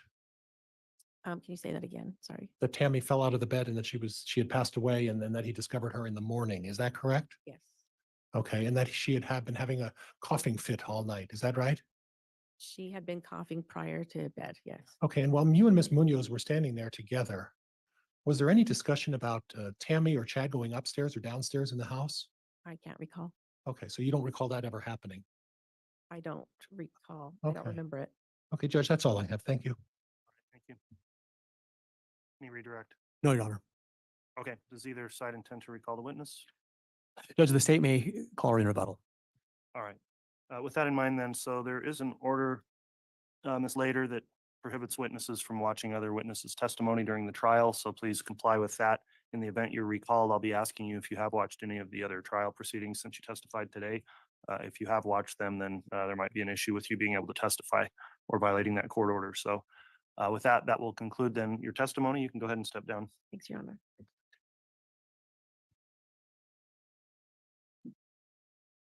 Your Honor, may we approach? Yes.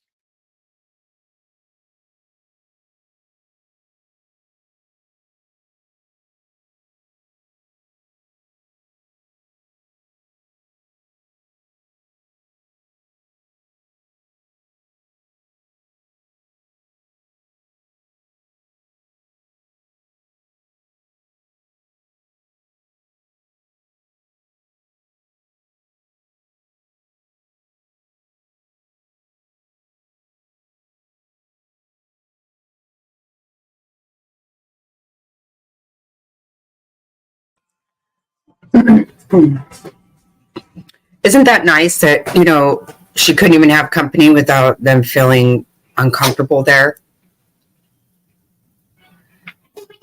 And here she was the sole provider even. Really? Like you don't even work. Fucking Humpty Dumpty. You want to be rude to people? My family? God. I can't even with him. By the way, I'm having some more coffee.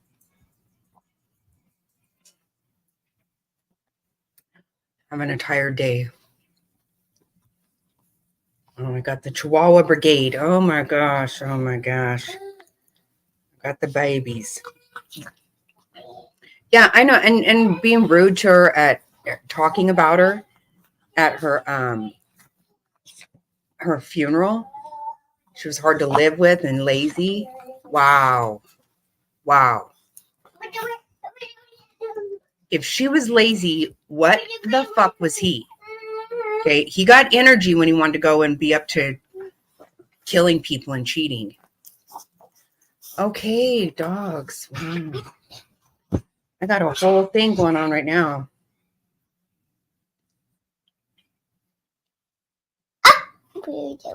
Don't spill my coffee on me.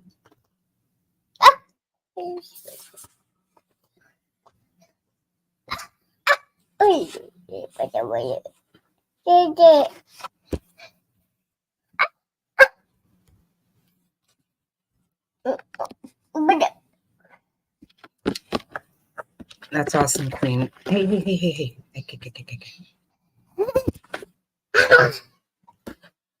Please.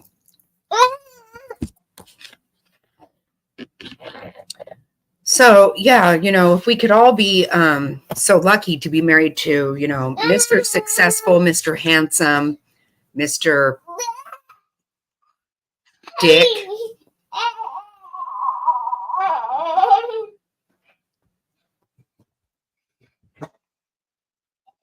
I know, right, Queen? That's awesome. I love that.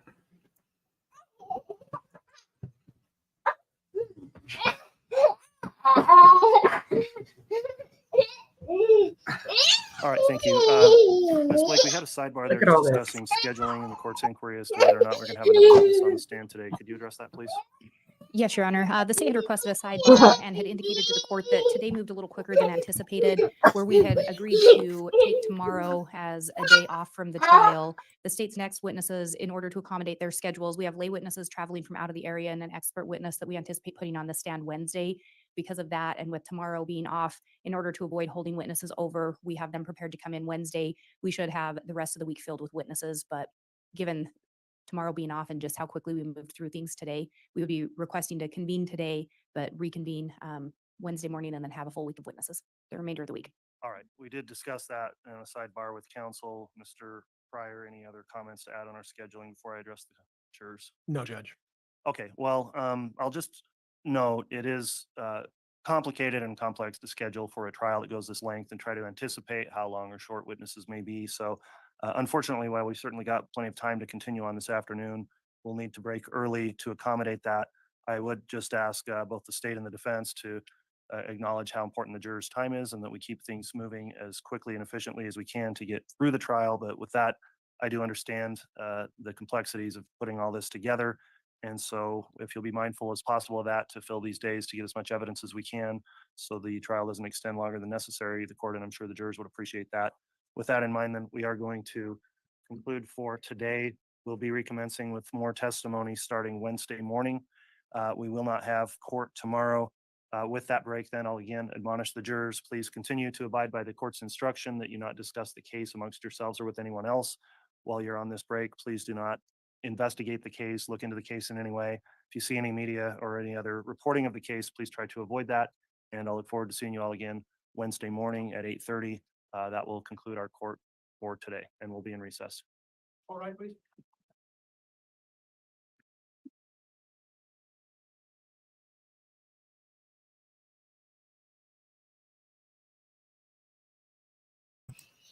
Okay, I'm over here talking and I'm muted. Okay. Sorry.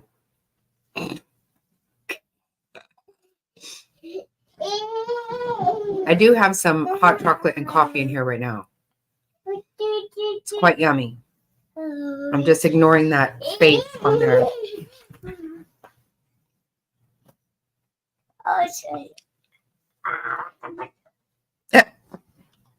Hey. Well, good thing I didn't take a nap today, huh?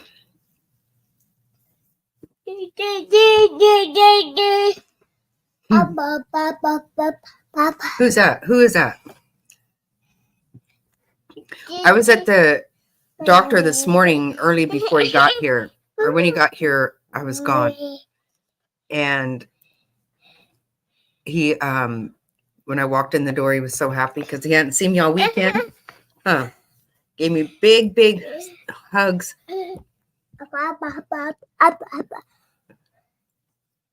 Okay, stop. No, you can't do that. No, you cannot touch this part. It's got everything highlighted on here. Come on now. Come on.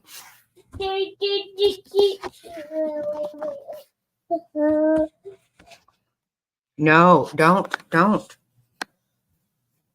I know, isn't that awesome? Legs, that's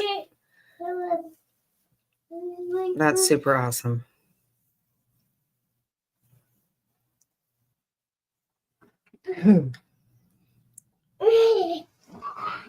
Be careful.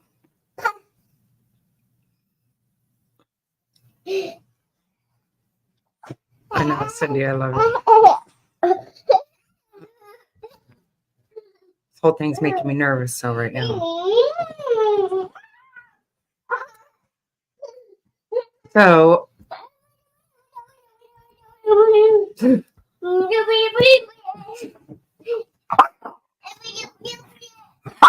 I don't, oh my God.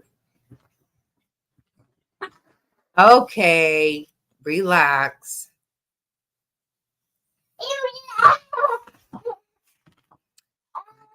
It's a little bit of a ruckus muckus over here right now. So, hey, Maze, they just ended the trial for today, and we don't have court tomorrow. So don't forget, everybody. I'm kind of been working on it while they were not having a sidebar today, so I can put together a thumbnail and get everything ready for tomorrow. But we're going on a field trip tomorrow, Maze, to places around here around me that are, my God, why can't I say it?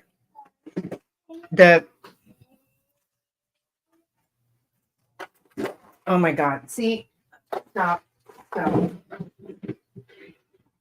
See, it's just over here making me nervousness. So we're going to the house where Charles was shot. We're going to go to the house where Brandon was shot at. We're going to go to the Mormon temple in Gilbert, places that Lori Vallow frequented and different things like that. So me and Queen and Jack are going to take everybody on a field trip with us tomorrow, since there's no court. Give me this. Wow. Getting crazy up in here. Oh my God. Yep. Crazy up in here. So don't forget, everybody, tomorrow I'll get it all planned out. And it's going to be a lot of fun. So I know, right? I know it'd be fun. And Jack is pretty easy in the car because, you know, he just rides around. So we've got all that.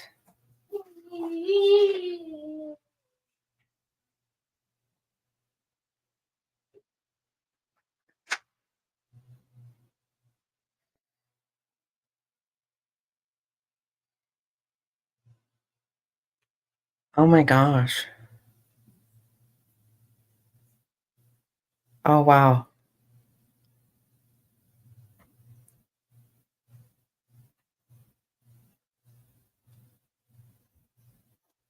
Wow, Colin.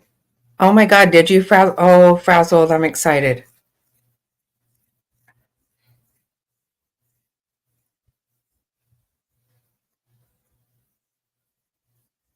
Oh my God, Colin. Wow. It's right here.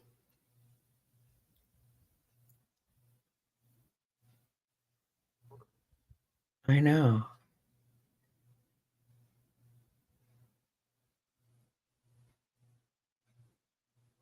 I know. I love to hear that too. Me too. Me too. Very. Oh my gosh. I feel so.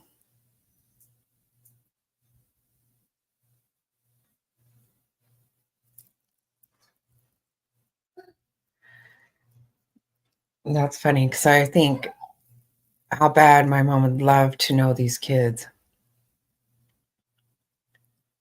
I hate that she doesn't ever get to. It is. It's wonder. You know what? God is good.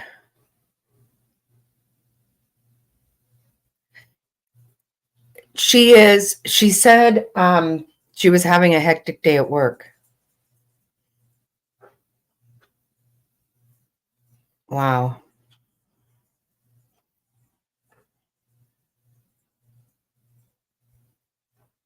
Oh, I can't wait, Frazzled. I'm so excited. Thank you so much, Colin. Wow. It's amazing.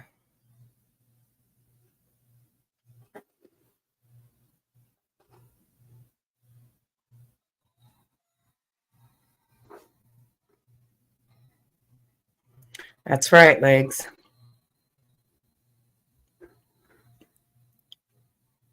Pretty awesome. Yeah, me too. I always get concerned. Wow. Wow. Wow, a lot today, huh? Pretty exciting. All right, I'm going to get off here and go squeeze my baby for my mama.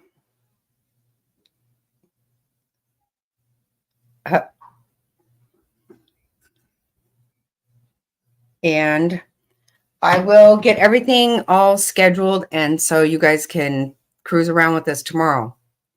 It's going to be fun. Yes, you too. Everybody have a great night. I don't know for sure. I'm thinking I have to take you too, Colin. Thank you so much. Bless you. I'm thinking like around 11 my time, because I have to take Mr. Snotty to the airport, and then that's quite a ways from Queen's house, but well, because it's in Phoenix, of course. But anyway, when I get out there, after I get Queen, we'll fire up the live. So I'll get all the timing and stuff worked out and get it scheduled so you guys can see it. So thank you so much for being here. I love you guys. Thank you. Have a great night. I will see you tomorrow.